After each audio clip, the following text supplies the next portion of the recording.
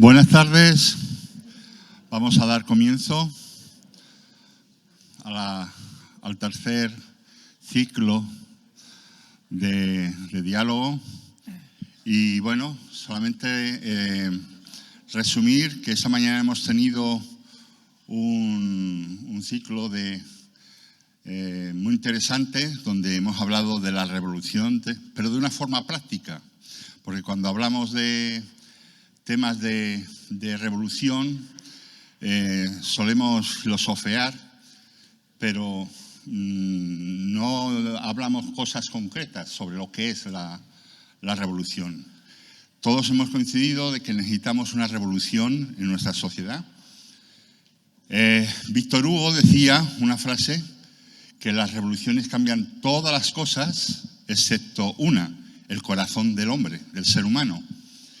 Y bueno, durante muchos años he creído que esta frase era así, pero esta mañana me he dado cuenta de que esa frase estaba equivocada, porque, por mucho que lo haya dicho Víctor Hugo, porque las revoluciones tiene que comenzar, toda revolución comienza por uno mismo.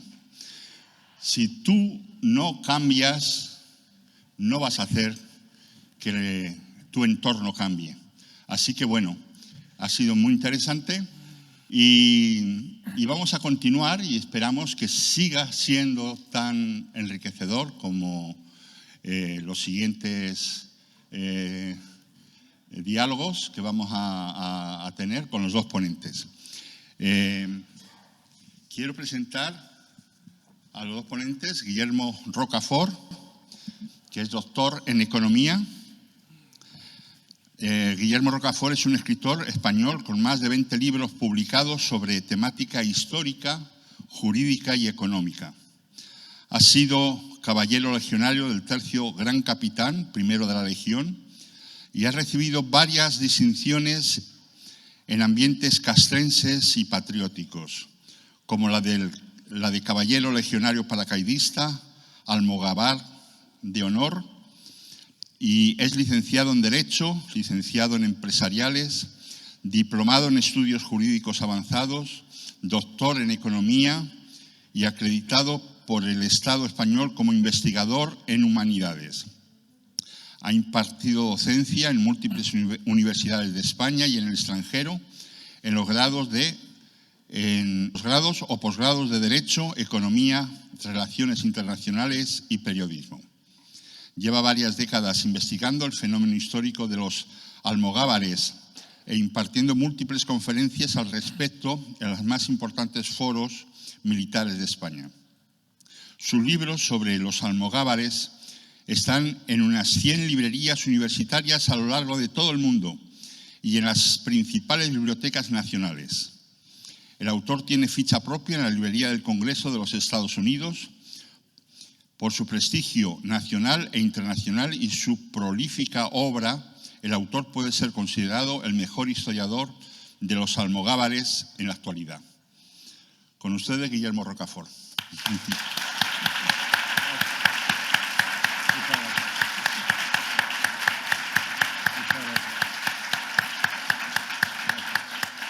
Y el segundo ponente, pues, Alberto Iturralde. Es analista bursátil, analista económico y bursátil independiente, colaborador en diferentes medios de comunicación financieros, tales como Capital Radio, Negocios, TV y 7NN. Con ustedes, Alberto Iturralde.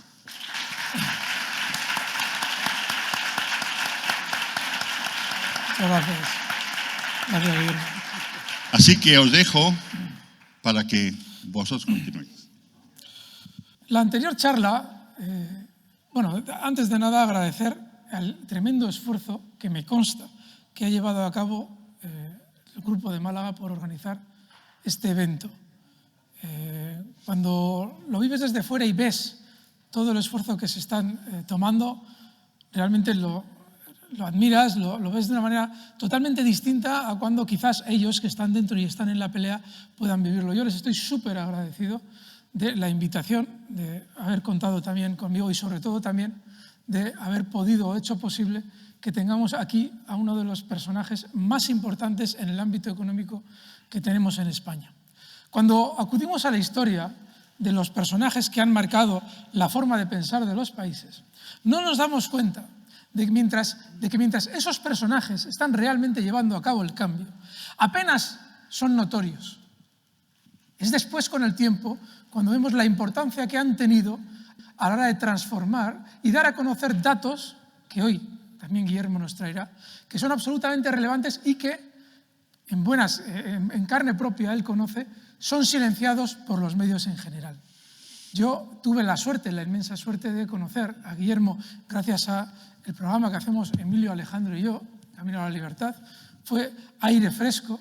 Realmente en ese programa conocimos a gente absolutamente maravillosa, gente que tenemos hoy aquí entre nosotros, Iván Ábalos, a Mariano, que nos está ayudando también en tema de seguridad, a Alejo Moreno.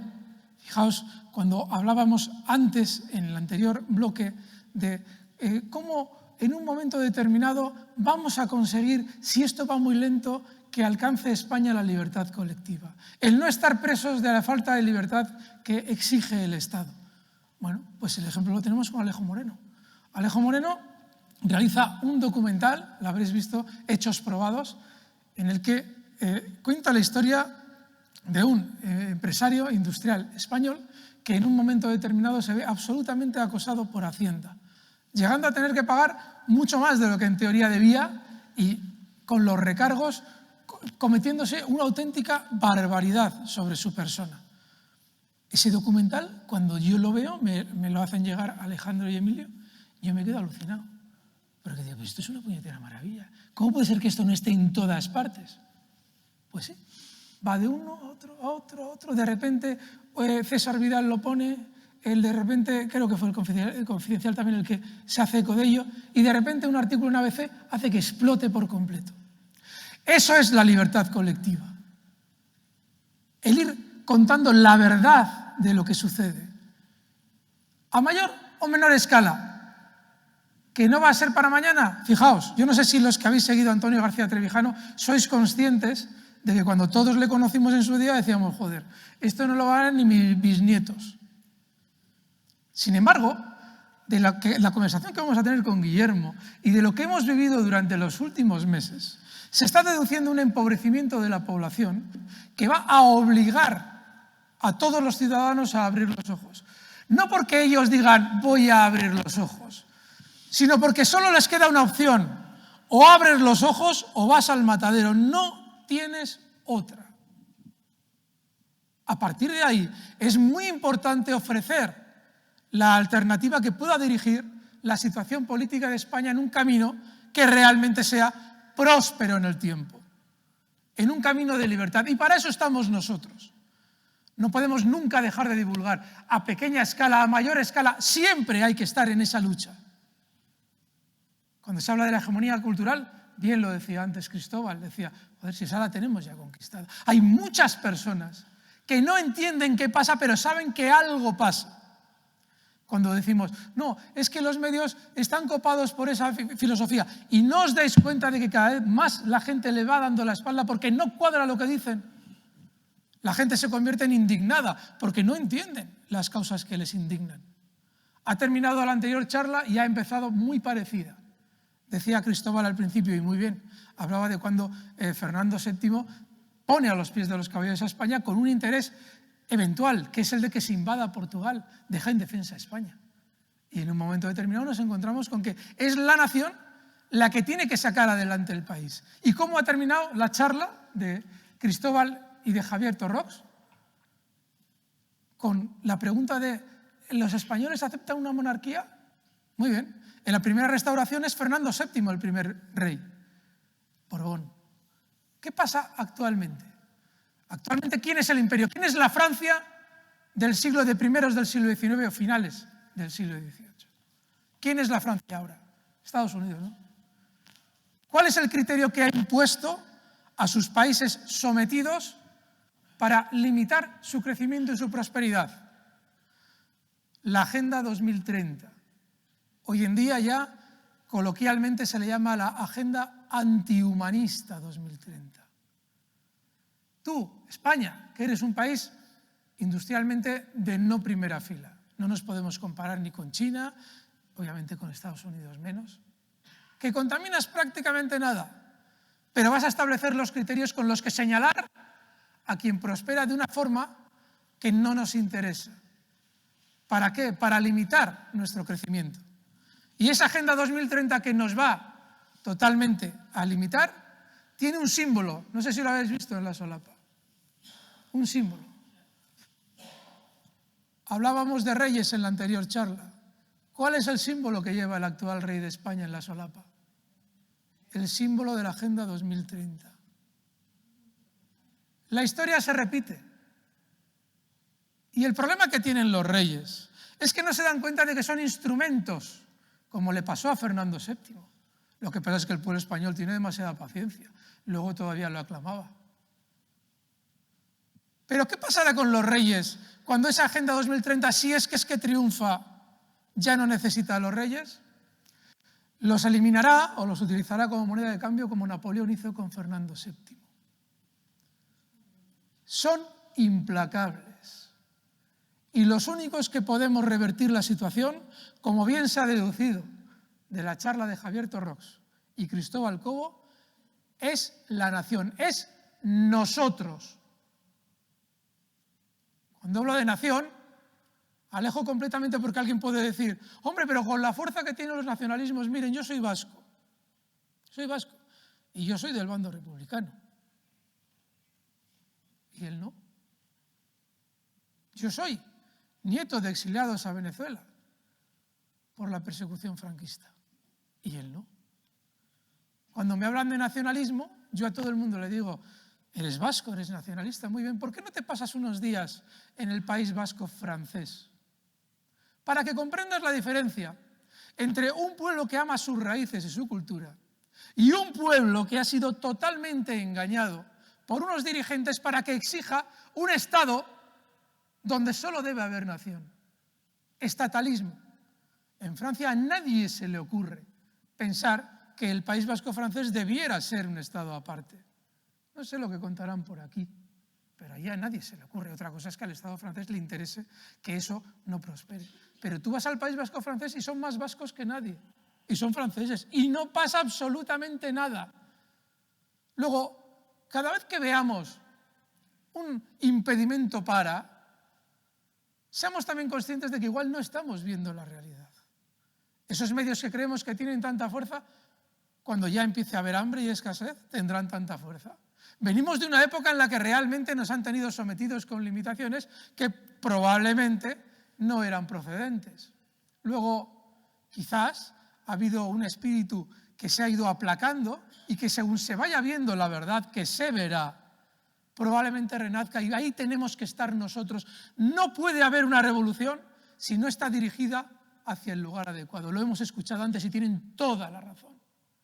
Y en ese descontento, esa indignación, ese no comprender lo que pasa, tenemos que estar nosotros. No podemos dejar de divulgar, no podemos dejar de decir la verdad, no podemos caer en, es que cuesta mucho, claro que cuesta.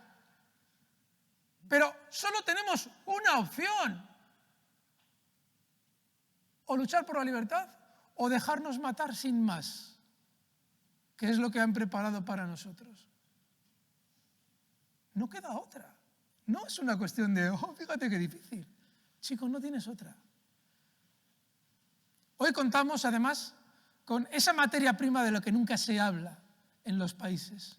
En mi trabajo estoy siempre hablando de petróleo, de oro, de no sé qué, de muchas materias primas que en teoría también debe tener España, sobre todo uranio, y no sabemos de ellas porque, claro, las tienes que explotar otros países. Sin embargo, hay materias primas que no van a poder explotar otros países, porque por su voluntad y por su forma de ver la vida y por su manera de amar a los suyos, a su nación, solo van a luchar por aquello en lo que creen. Hoy tenemos con nosotros a Guillermo Rocafort, al que ya han presentado, tiene un currículum brutal, pero a todo ese currículum hay que añadirle su espíritu. No hay nada mejor que una persona íntegra, con esa calidad, y que encima, Guillermo, ya te voy a pasar la palabra, quiero que nos cuentes en la parte interna, luego hablaremos más de la parte externa, cómo has vivido el expolio, esa gran depredación de España, uno de los libros que tiene Guillermo sobre ello, que ha vivido España durante los últimos años. Guillermo. Bueno, pues muchas gracias, Alberto, por la magnífica introducción que has hecho a este tema. La verdad es que me has emocionado. Yo creo que has dado en el clavo de relatar la situación histórica que vive nuestra nación desde hace ya siglos, de dependencia, de sumisión y, de última instancia, de traición al conjunto del pueblo español en base a mentiras, a oportunismos, a personalismos. Estamos ya hartos de ser objeto de estar en la lonja de los mercados. Realmente España se ha convertido en un puñado de acciones y de deuda pública. Es a lo que hemos sido hoy en día reducidos.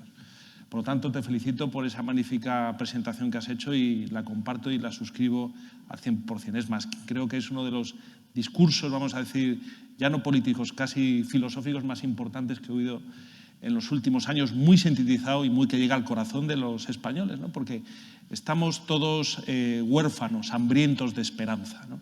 Estamos hartos de la clase política, estamos cansados de la clase mediática, estamos hasta las narices de la clase, vamos a decir, de la oligarquía española, que está de alguna forma subyugando al conjunto del pueblo español desde hace ya demasiado tiempo. Y como bien ha dicho Alberto, en el momento en el que llegue ese cambio tenemos que estar ahí, porque se llegan otros con otros intereses que son los mismos que los que han estado utilizando durante décadas, decenios, incluso siglos, los enemigos de la nación. Por lo tanto, eso es una cosa que, perdona, antes de que entre en esta cuestión que me has planteado, que tenemos que tener en cuenta y suscribo. Tenemos que estar ahí.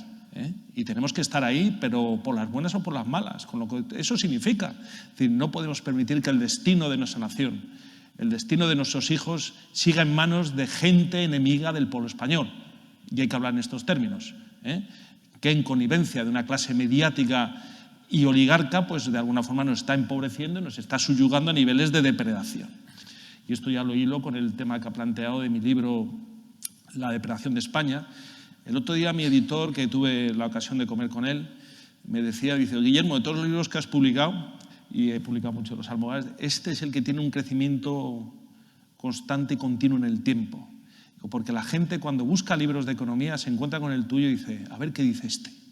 Porque la gente quiere respuestas, quiere explicaciones, quiere saber por qué estamos tan mal, por qué este desempleo, por qué esta falta de industrialización, por qué el sometimiento a Bruselas, a la Unión Europea, a Francia, a los Estados Unidos, por qué este seguidismo sin sentido, por qué esta crisis energética que vamos a sufrir, por qué se cierran las centrales nucleares, por qué se revientan las centrales térmicas, por qué están dinamitando los embalses que se construyeron, por qué se está precarizando todos los servicios públicos. Entonces, bueno, pues ese es el objeto de que mi editor me decía eso. Yo entiendo que la gente quiere saber la génesis, las razones, ¿no?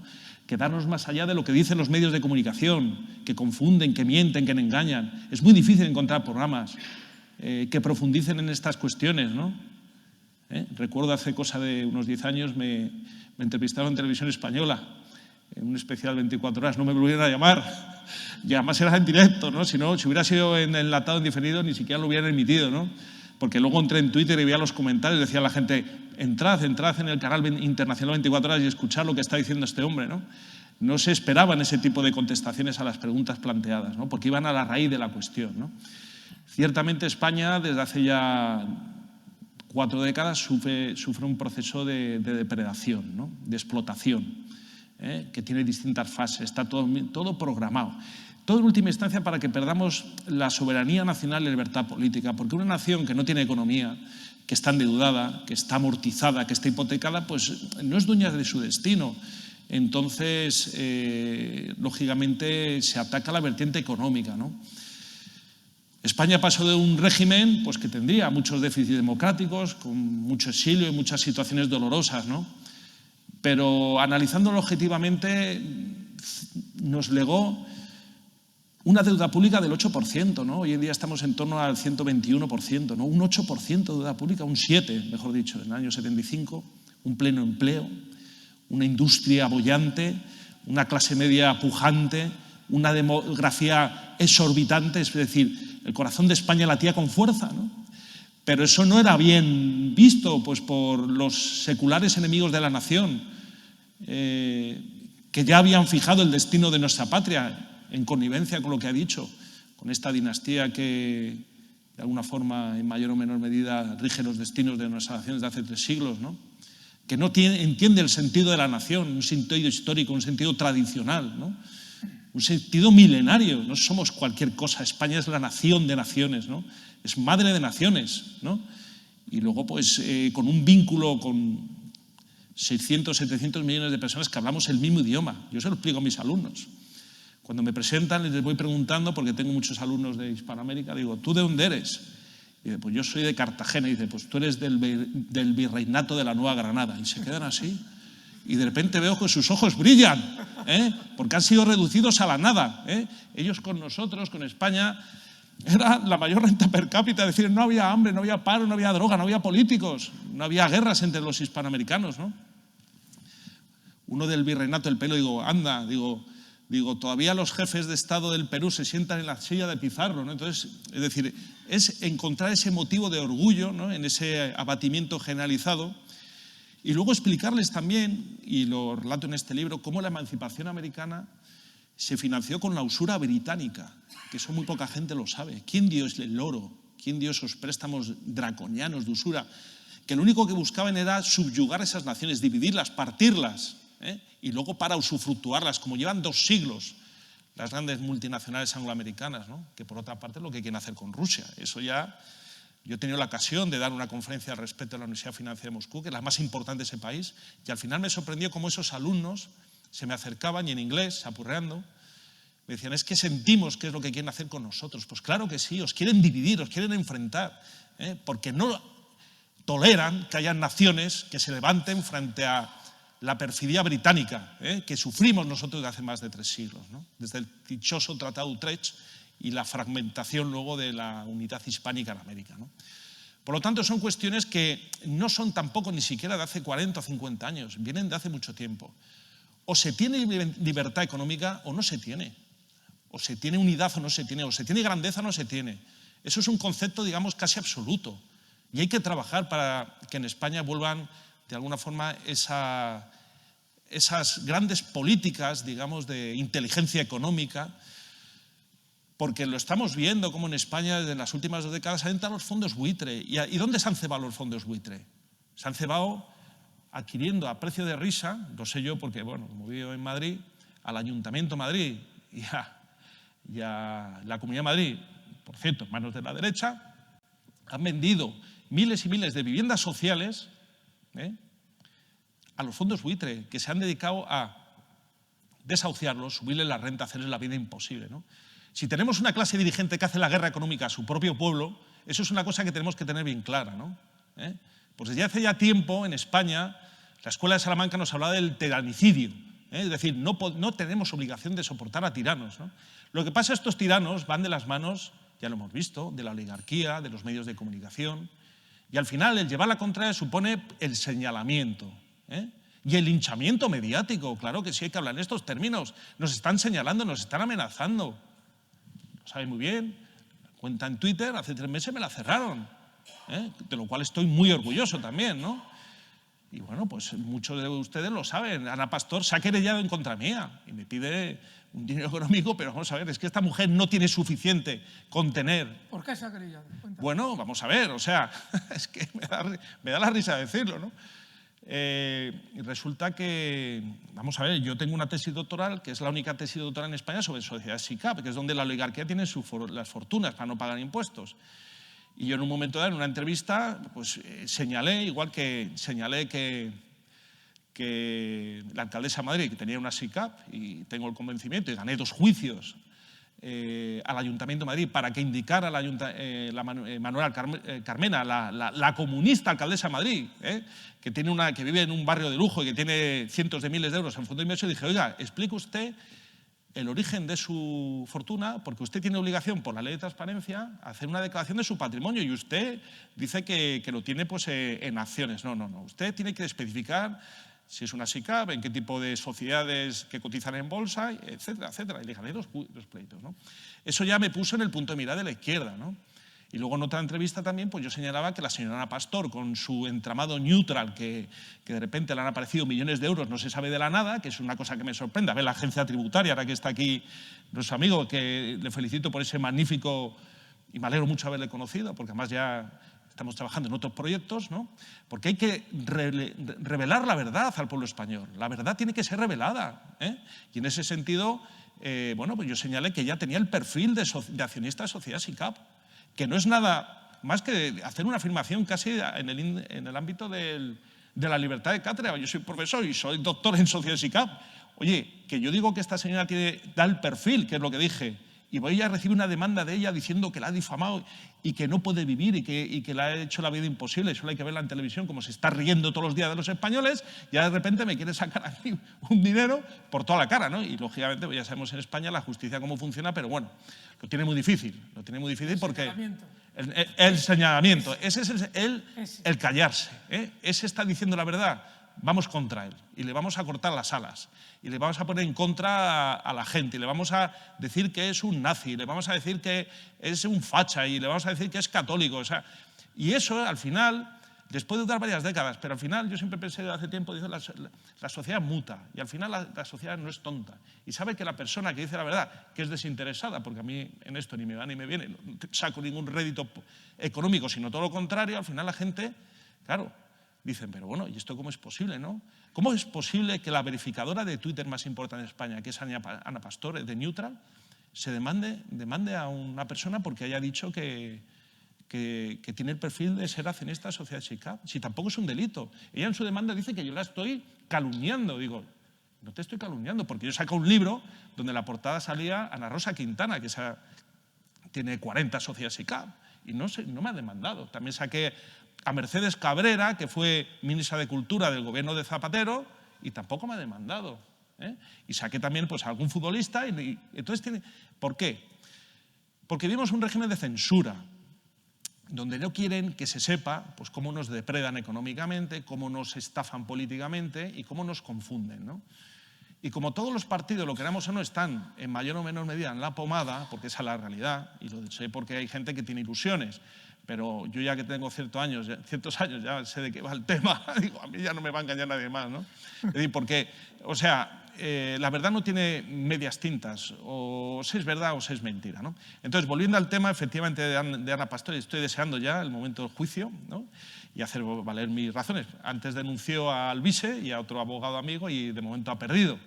Pero bueno, eso es un...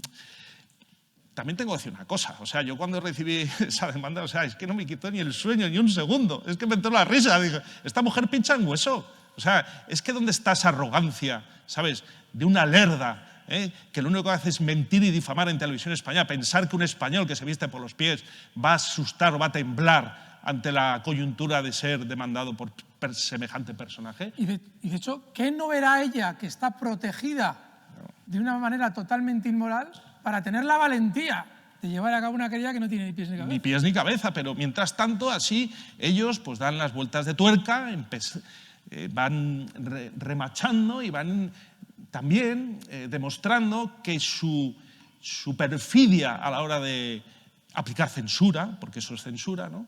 Ella, que es verificadora de noticias, yo le hago un fact-checking y digo, oye, ten cuidado que tú tienes dinero que no se sabe dónde sale.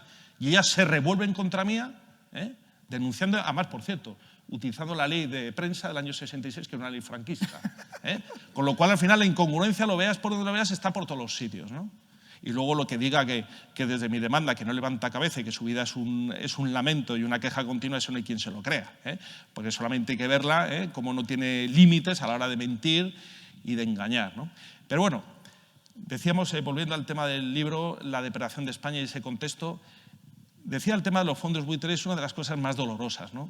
Porque una clase política que vende como si fuera una lonja en un mercado persa a su clase trabajadora y además siendo de izquierdas, es lo más despreciable que hay, ¿no? Porque a la última instancia lo que está haciendo la izquierda es vender a la clase trabajadora, La está privando de derechos y está vendiendo, y lógicamente también la derecha, el lugar más sagrado, que es su vivienda.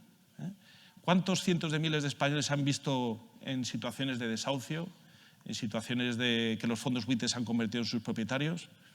Es que, ¿cuándo ha habido un solo discurso en el Parlamento español en contra de los fondos buitre? Yo les animo a que lo vean. No los ha habido, y si los ha habido ha sido de forma tendenciosa, de forma electoralista por parte de los nacionalistas y de la izquierda, ¿no? Porque al fin y al cabo la derecha liberal pues se calla, tiene un poquito más de vergüenza, ¿no? Hasta en Vascongadas, Bildu, los del tiro en la nuca, no tienen problemas en que los fondos buitre entren ahí, lo cual demuestra que todos maman del mismo monstruo y todos en el fondo colaboran, ¿no? Entonces es un tema muy doloroso. Creamos una asociación y estuve yo con un gran patriota que se llama Rafa Ripoll, estuvimos reunidos en Bruselas con altos funcionarios explicando, oiga, es que estos fondos buitre están socavando la paz en España, porque están haciendo la guerra económica precisamente en sus hogares. Yo he grabado muchos vídeos en Telecinco, es decir, en los informativos de Telecinco a este respecto, lo cual demuestra que también hay buenos periodistas, incluso en los medios de comunicación generalistas. Y me han hecho varias entrevistas sobre el particular. He ido señalando, ojo, desde un punto de vista técnico, porque yo tampoco me meto en temas políticos. Yo digo, es que esto no puede ser, es que se está vulnerando la ley, es que el derecho que existe no se está aplicando en los tribunales de justicia. En España tenemos un derecho que nos legaron los romanos, que es el derecho del retrato crediticio, que te permite recomprar tu deuda al precio al que ha sido cedida. Y no se está permitiendo su ejercicio. La justicia ya lo hemos visto, es un caos. Y los políticos solamente piensan en sus réditos electorales para cada 4 años, ¿no?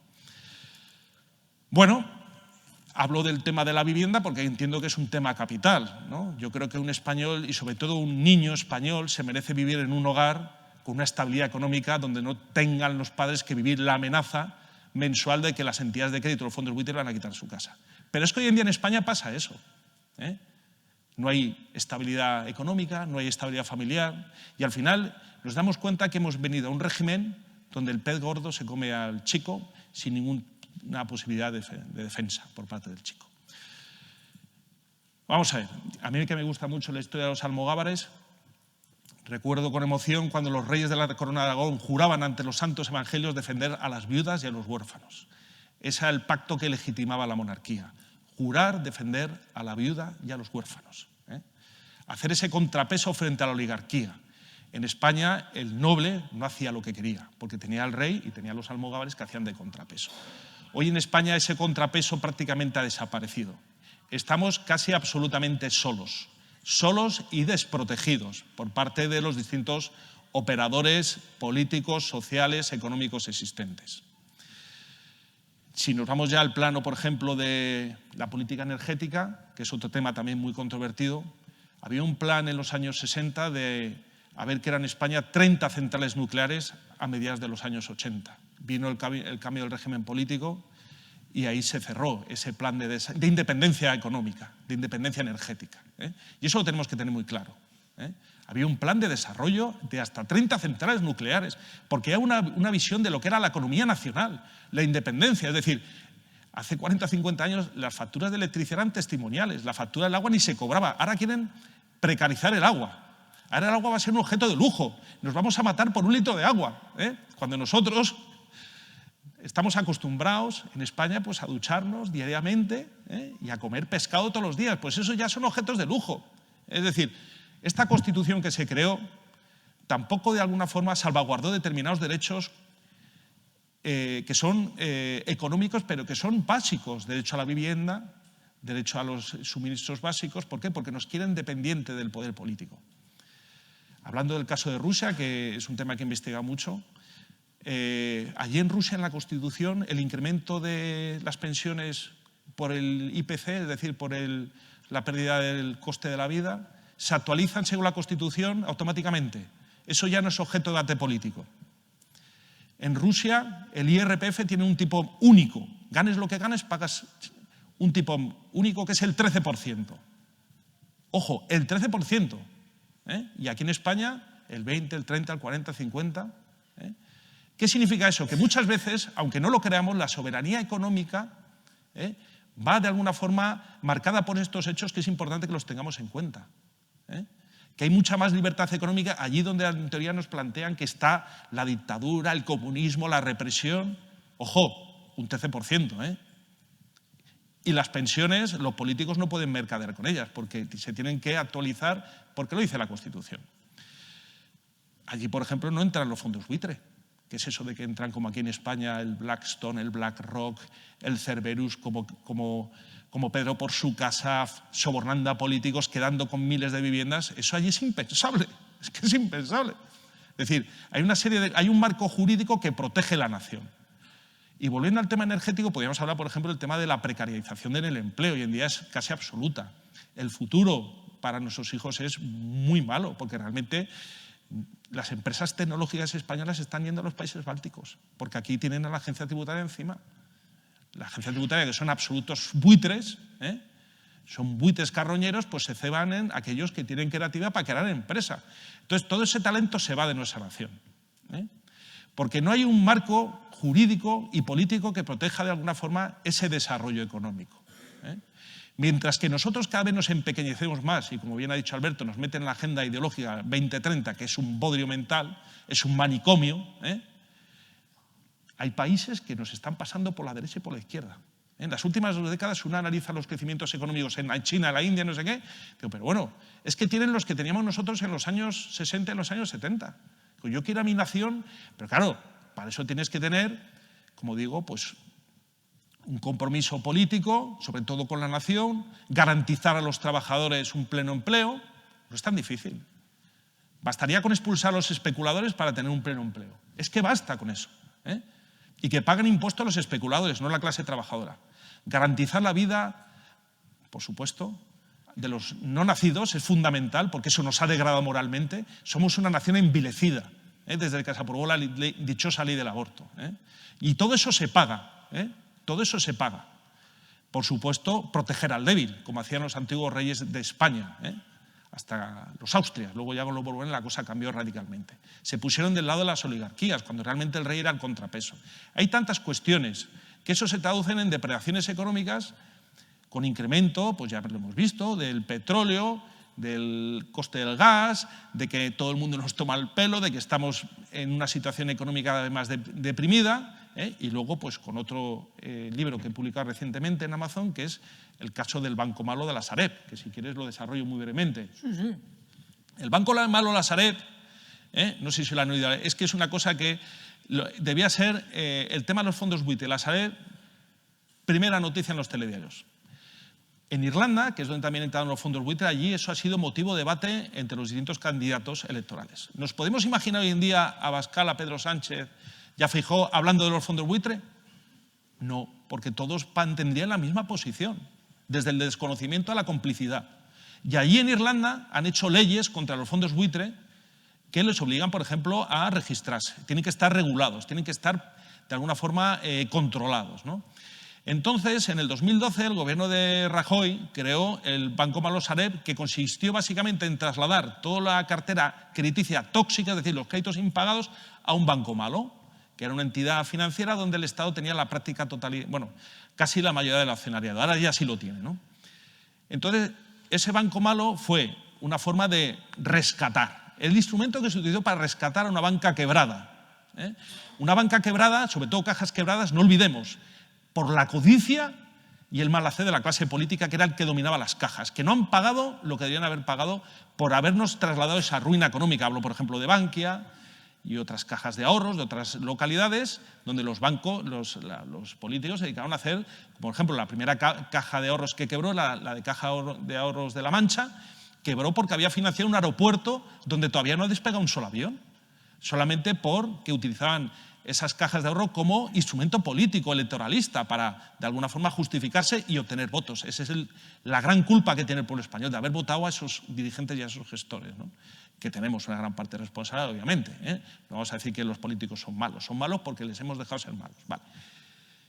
Entonces, en el año 2012, una vez que ya Zapatero felizmente le echamos, llegó Rajoy y dijo lo primero, entonces el ministro de Economía era, bueno, el que es ahora el vicepresidente del Banco Central Europeo, Luis de Guindos.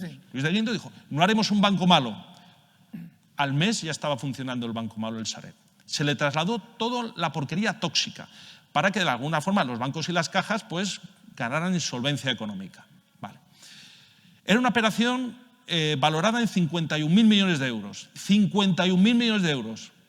Y se emitió una deuda con el aval del Estado, que se utilizó como canje para que los bancos y cajas desplazaran, digamos, esos créditos tóxicos y recibir esos bonos que emitió el Sareb. Vale. Era un monstruo, eso realmente era un monstruo económico. La ley del año 2012 establecía un periodo máximo de vida, de vigencia del Sareb de 15 años, de tal manera que en 15 años tenían que haber liquidado todo. Es decir, eso se creó para que el Sareb lo vendiera, lo liquidara. Y de alguna forma pues vendiera los inmuebles, las superficies que fueron cedidas, las promociones a medio hacer, todo ese ladrillazo al que nos ha acostumbrado la clase política en relación a nuestro crecimiento económico, porque nos hemos basado en bases a ladrillazos. Bueno, se lo trasladó al Sareb. Entonces el Sareb, tanto en manos del PP y en manos del PSOE desde el 2018 con Pedro Sánchez, no ha sido capaz de amortizar esa deuda, vendiendo, sacando al mercado todos esos activos que fueron trasladados. De tal manera que el año pasado se nacionalizó el Sareb y 35.000 millones de euros que venían de las pérdidas de la banca y de las cajas de ahorros han sido trasladados al conjunto de los españoles. La deuda sobre el PIB aumentó en 4 puntos. En 4 puntos. Y el año 75 nos dejaron una deuda de 7 puntos, del 7%. ¿Vale? Pasamos del 117% de deuda al 121%. Y ni un pequeño bronca en el Congreso de Diputados, discursos técnicos por parte de la derecha, una cosa bastante patética. No sé, porque yo lo veía en directo en YouTube en mi casa y dije, pero bueno, vamos, es que nos han metido una deuda de 35.000 millones de euros y aquí nadie ha dicho nada, ni ha dicho esto es un escándalo y es una vergüenza, ¿no? ¿Qué significa esto? Que se nacionalizan las pérdidas. Las grandes empresas vemos que se nacionalizan. Los rescates de la cuestión de la pandemia ha sido para rescatar a las empresas de los amigos. Y todo luego se endosa a los españoles. Y cada vez tenemos una mochila de deuda que ya es insostenible, ¿no? Bueno, pues esa es la realidad, eso es lo que cuento en mis libros. O sea, hay gente que no le gusta y hay gente que sí le gusta. Entonces, yo estoy encantado de estar con el Grupo de Málaga y con Alberto y con todos ustedes explicando lo que es esta cuestión del Sareb, es el endosar los grandes fracasos políticos al conjunto de los españoles, cuando lo que tenía que hacer la clase política es evitar que eso se sucediera, como pasa en otros países, donde sus dirigentes patriotas defienden a su pueblo, pero somos nosotros los que estamos siendo totalmente laminados económicamente. La última noticia que se publicó en Confilegal, porque bueno, afortunadamente pues, digamos, salgo en medios de comunicación de primer nivel y es el digital jurídico más prestigioso de España, Confilegal, el que leen los jueces, magistrados. Ahora resulta que este gobierno va a hacer un uso del Sareb nacionalizado para otro efecto electoralista. Es decir, quieren ofrecer ahora viviendas alquiladas de bajo coste pues, para colectivos vulnerables, cuando yo sé positivamente por la trayectoria del PSOE que eso es una falacia. Eso es un flash, un anuncio publicitario previo a las elecciones de mayo, para que una vez que ya la izquierda saque todo el rédito político que pueda, traicionar de nuevo a la clase obrera. Porque eso es lo que hace la izquierda en España. Lo que pasa es que la gente trabajadora en España todavía no se da cuenta, porque no ha cruzado el umbral ese ya de la extrema necesidad. Entonces se dará cuenta realmente de que lo que ha hecho el Partido Socialista de España es traicionar a los trabajadores. Y la obligación de los que estudiamos economía y nos interesamos por la cuestión y que somos patriotas y no nos catalogamos ni en uno ni en otro, porque tenemos cosas buenas de un lado y cosas buenas de otro, es decir, ojo que os están vendiendo la lonja, que os están traicionando, que todavía se puede caer más bajo, económicamente.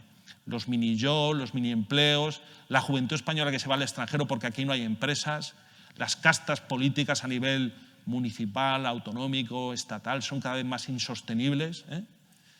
Entonces, ¿qué tenemos realmente? ¿Quiénes nos mandan? ¿Gestores o liquidadores? Porque yo creo que están liquidando a la nación.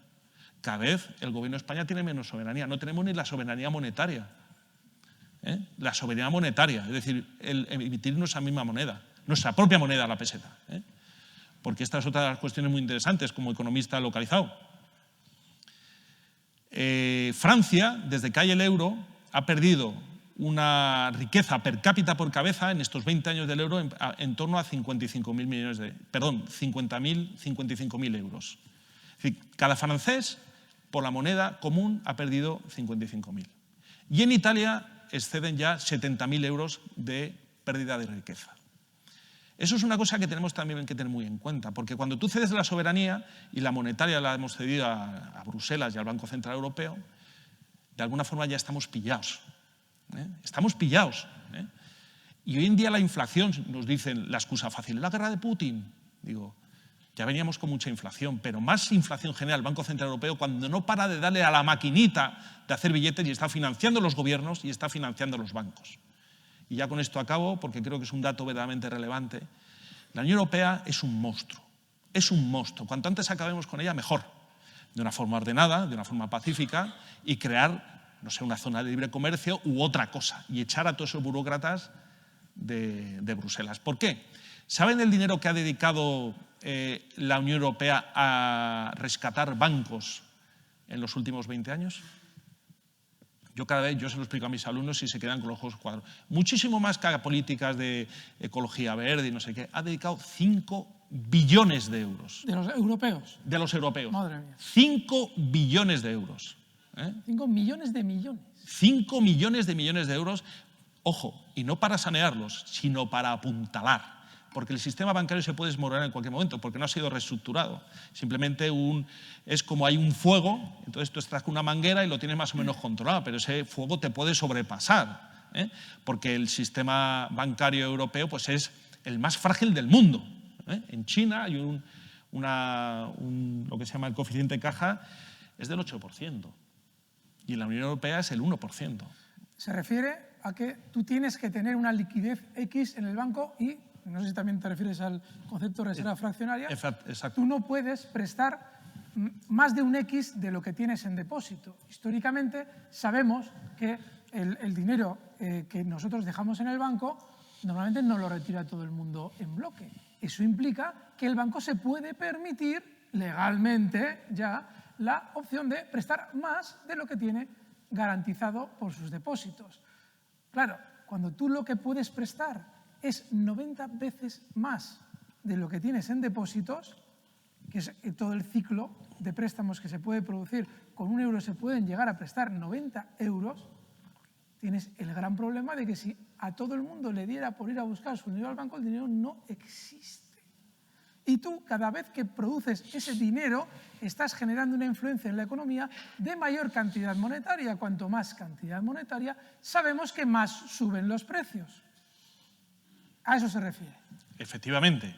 Y además que en España, digamos, nosotros creamos en los siglos de oro de los Austrias, lo se llama la Escuela de Economía de Salamanca, la Escuela de Salamanca, donde teníamos los mejores economistas y precisamente señalaban el fraude que es este tipo de prácticas bancarias de prestar un dinero que no es suyo, porque es de los depositarios que van a tener que en su momento lo van a reclamar y va a dar lugar a dar situaciones de corralitos. Y es un tema que tenemos que tener muy, muy claro. El tema del riesgo bancario y cómo se ha dedicado 5 billones de euros. Digo, pero bueno, esto no es noticia. O sea, no hay un mayor gasto que este, ni siquiera a nivel armamentístico. O sea, esto es una ruina. Hablamos del Sareb y para que veamos hasta qué punto, y nos tenemos que comparar con otras naciones. Antes hablaba de Rusia, puede decir, es que Guillermo es muy rusófilo. Digo, pues sí lo soy, lo reconozco. He ido allí y me ha gustado. Tiene cosas esa nación que a lo mejor objetivamente no puede gustar. Pero yo en conjunto he ido bastantes veces a universidades en el país, he visto una economía, una sociedad estructurada y he visto unas maneras, sobre todo en la gestión, que me han llamado mucho la atención. Pero, por ejemplo, nos vamos a otra nación, que es Irlanda, y también admiro a Irlanda, y ahora está en manos de un gobierno de izquierdas. Pero son buenos gestores. Es una nación que tiene apenas 100 años y ellos también se vieron obligados a crear un Sareb o banco malo, allí le llaman el NAMA, N-A-M-A, donde la operativa era exactamente lo mismo. Lo que pasa allí eran en total 35.000 millones de euros. 5 grandes bancos al borde de la quiebra y se creó una operación. Bueno, entonces yo me sorprendo, y lo escribí en Confilegal, fue muy comentado en redes sociales, cómo el Sareb irlandés ha cumplido su objetivo. Es decir, no le ha costado nada al Estado, no ha habido que nacionalizar ninguna deuda porque toda la deuda se ha amortizado, porque han tenido unas ventas mucho más proactivas y mucho más dinámicas que las que ha llevado a cabo el Sareb, que ha sido un organismo eminentemente politizado. Porque cuando estaba el PP metía a su gente y luego el PSOE metía a su gente. Y todos estaban de acuerdo en que, y esto hay que tenerlo bien claro, porque yo pido ya públicamente una auditoría del Sareb. Las joyas de la corona del Sareb se las habéis regalado los fondos buitre. con grandes operaciones, elegidas a dedo, porque vosotros servís a los fondos buitre. ¿Con quién se reunió Pedro Sánchez al llegar a Moncloa, la primera reunión que tuvo a puerta cerrada? Con Soros, que es el agente de los fondos buitre, que es el que marca la agenda en España. ¿Con quién se reúne Pedro Sánchez cuando va a Estados Unidos? Con los fondos buitre, que le piden cuentas y le exigen. Y yo quiero unos dirigentes que cuando vayan los banqueros o los oligarcas o los fondos buitre a exigir, les tape la boca. Y digo, ¿pero tú qué estás diciendo? Digo, ¿me estás a mí chantajeando? Recuerdo hace poco una película magnífica, una de Julio César, en pleno de las campañas de las Galias, a Julio César, sus banqueros, los banqueros romanos, le vienen a exigir el oro que les había prestado los banqueros romanos a Julio César para las campañas de las Galias, que fueron unas campañas victoriosas, en 10 años ocupó las Galias. Y entonces estaban los banqueros en toda su soberbia, haciéndole ver a Julio César, tratando de humillarle, y Julio César les miraba así, displicentemente, con cara de desprecio, y cuando acabaron los otros su diatriba les dijo, os equivocáis, digo, no os debo dinero yo a vosotros, me debéis vosotros a mí, por todo lo que me habéis robado. Había que ver la cara de los personajes, digo, pues es que va a ser verdad, ¿no? Es decir, no les debemos nada, ya nos han saqueado demasiados decenios como para no podemos tener una posición, digamos, de dignidad, ¿no? Pero bueno, volviendo al caso irlandés, para que vean que también veo cosas de otras naciones que me llaman mucho la atención, pues fue una operación que, digamos, ellos tenían también, desde el 2007, ellos tenían que liquidar la deuda para financiar la operación del 2007 en el 2020. La liquidaron 3 años antes, en 2017. Y el NAMA, o Sareb irlandés, pues da beneficios. Da beneficios. Ahora, insisto, y esto lo tenemos que tener muy claro, el Sareb va a ser utilizado por Pedro Sánchez y sus coaligados nacionalistas en todas las comunidades autónomas para, digamos, ofrecer a la clase trabajadora, yo te voy a dar a ti la casa. Vamos a ver. La izquierda no puede dar casas a los trabajadores españoles porque se han dedicado durante décadas a robárselas. Porque ¿quiénes están en los consejos de administración de los bancos? ¿Quiénes han estado en los consejos de administración de las cajas de ahorro? Han estado ellos. Lo que pasa es que en España tenemos un problema, no sé si será un síndrome de Estocolmo, no habrá que un día el síndrome español, por el cual estamos tan apegados a nuestros políticos que nos creemos, aunque nos mintieran con toda la boca, hay gente que solamente hay que verlo. Cuando va Pedro Sánchez con sus seguidores, digo, es que la gente se ve. Entonces, eso tenemos que tenerlo bien claro, sobre todo a la hora de tener un criterio económico justo, equitativo, y decir, oiga, es que esto no puede seguir así. Nosotros, digamos, lo único que podemos, que tenemos, o que, a ver cómo lo explico, lo mínimo que podemos exigir es tener buenos gestores económicos, buenos gestores de las empresas públicas. Los bancos y las cajas quebradas no han devuelto un solo euro de todo el dinero que les ha dado el Estado. Y en otros países, como en Estados Unidos, claro que han devuelto ese dinero. Las grandes empresas españolas, por ejemplo, no podrían tener cuentas bancarias en paraísos fiscales, como no las pueden tener tampoco las empresas rusas. Ya va siendo hora de que tomemos las riendas de esa soberanía económica y sepamos tomar decisiones que sean realmente patrióticas, que pasan básicamente por garantizar, y ya con esto acabo y luego tenemos un debate. No, si estoy encantado, escuchamos. La base de una economía nacional es pleno empleo para el pueblo español. O sea, esa es la principal meta de la clase política, es decir, no pleno empleo de la clase política, no, eso ya sabe, no. Ahí tiene que haber, los cargos tienen que ser honoríficos, pleno empleo para los españoles y, por supuesto, para los jóvenes. Eso, primera cuestión. Segunda cuestión, garantizar esa estabilidad, lógicamente, económica, familiar, porque es una estabilidad familiar. Segunda medida, fundamental, protección a ultranza de la vivienda de los españoles contra ocupas políticos por la vía de los desahucios y ocupas, digamos, enemigos de lo ajeno. Reducción drástica de la deuda de España y revisión.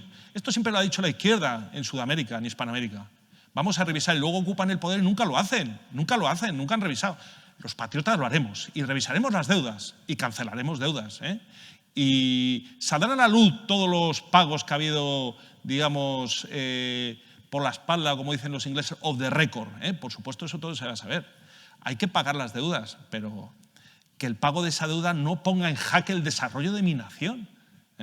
Porque si tú me has prestado dinero, como venía en la teología católica, ¿Por qué se prestaba el dinero en el mundo católico? Para ayudar a tu prójimo, no para endeudarme aún más, que es lo único que pretendes, y tenerme cada vez más subyugado.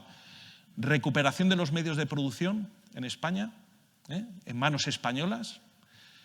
Los fondos buitre, por supuesto, fuera de aquí. Tratados de libre comercio con todas las naciones del mundo que quieran negociar con España. Poner en valor la posición geoestratégica capital de España, entrada del Atlántico, entrada del Mediterráneo. Somos realmente el punto, el centro del mundo. Es decir, cuestiones de política geoestratégica que vemos que hoy en día los partidos políticos todos miran precisamente a lo contrario. Políticas ultraliberales, libertad total y, por supuesto, el proyecto de la Unión Europea es un proyecto absolutamente quebrado. Esto yo creo que ya lo saben en Italia y en Francia. Cuanto antes lo liquidemos de una forma ordenada y no abrupta, mejor para todos. Hay que recalcularlo todo. Esto no va a ningún sitio. El euro es un desastre y que necesitamos una capacidad económica que nos permita recuperar precisamente esa soberanía. Una escuela de buenos economistas, de buenos gestores, como lo sabía en los siglos de oro de España. Acuerdos de libre comercio con naciones hispanoamericanas hermanas, por supuesto que sí. Mirar más hacia el Atlántico que hacia Europa, que ya sabemos los problemas históricos con Francia y Alemania, y tener una posición de neutralidad estricta. Neutralidad económica y política.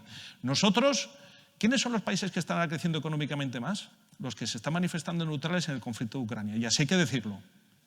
Serbia se está hinchando a vender. ¿Cuándo redujo más España su deuda pública? En la Primera Guerra Mundial y en la Segunda Guerra Mundial. ¿Por qué? Porque fuimos neutrales. En la Primera Guerra Mundial hubo una reducción de la deuda pública al 50% y en la Segunda al 60%. Y aunque nos digan que no, que éramos nazis, no sé qué, no. Nosotros comercializamos con uno y con otros, y sacamos beneficios de unos y de otros. ¿Por qué? Porque hay que recuperar el concepto de la inteligencia económica. Tendremos que incluso hasta un momento crear un parlamento de economistas. La ciencia económica se tiene que poner al servicio del desarrollo de la nación.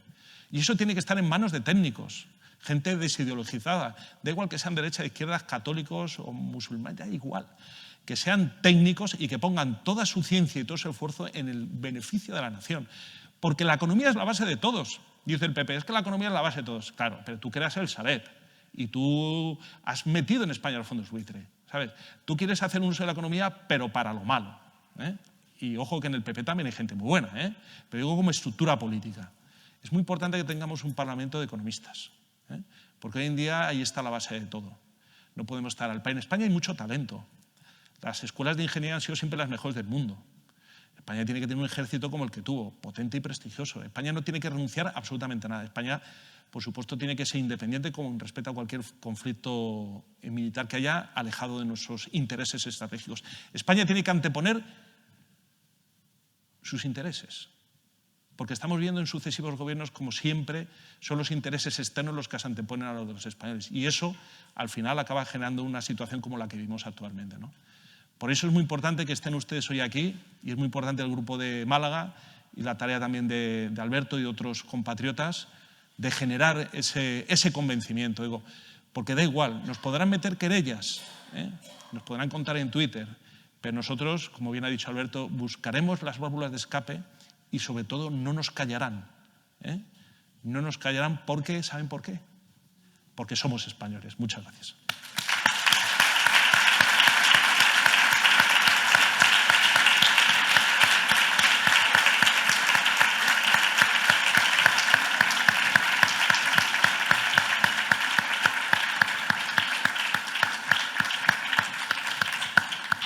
¿Os habéis parado a pensar un 13% de impuestos? Yo no sé si Guillermo sabe cuál es la presión actual fiscal en España. Obviamente, en un país que tiene una renta del 13% fija, hay otros impuestos, no solamente ese 13%. Pero la presión fiscal en Estados Unidos, para que se hagan una idea, ronda aproximadamente el 21, 22, 23%. En España, probablemente la presión fiscal sea del 70 o más %. Cuando gastamos 10 euros de gasolina, 5 son de impuestos. O de gasoil, da lo mismo. Para que se den una idea, el gasoil y la gasolina es un 49% y un 51% de impuestos. Es lo mismo.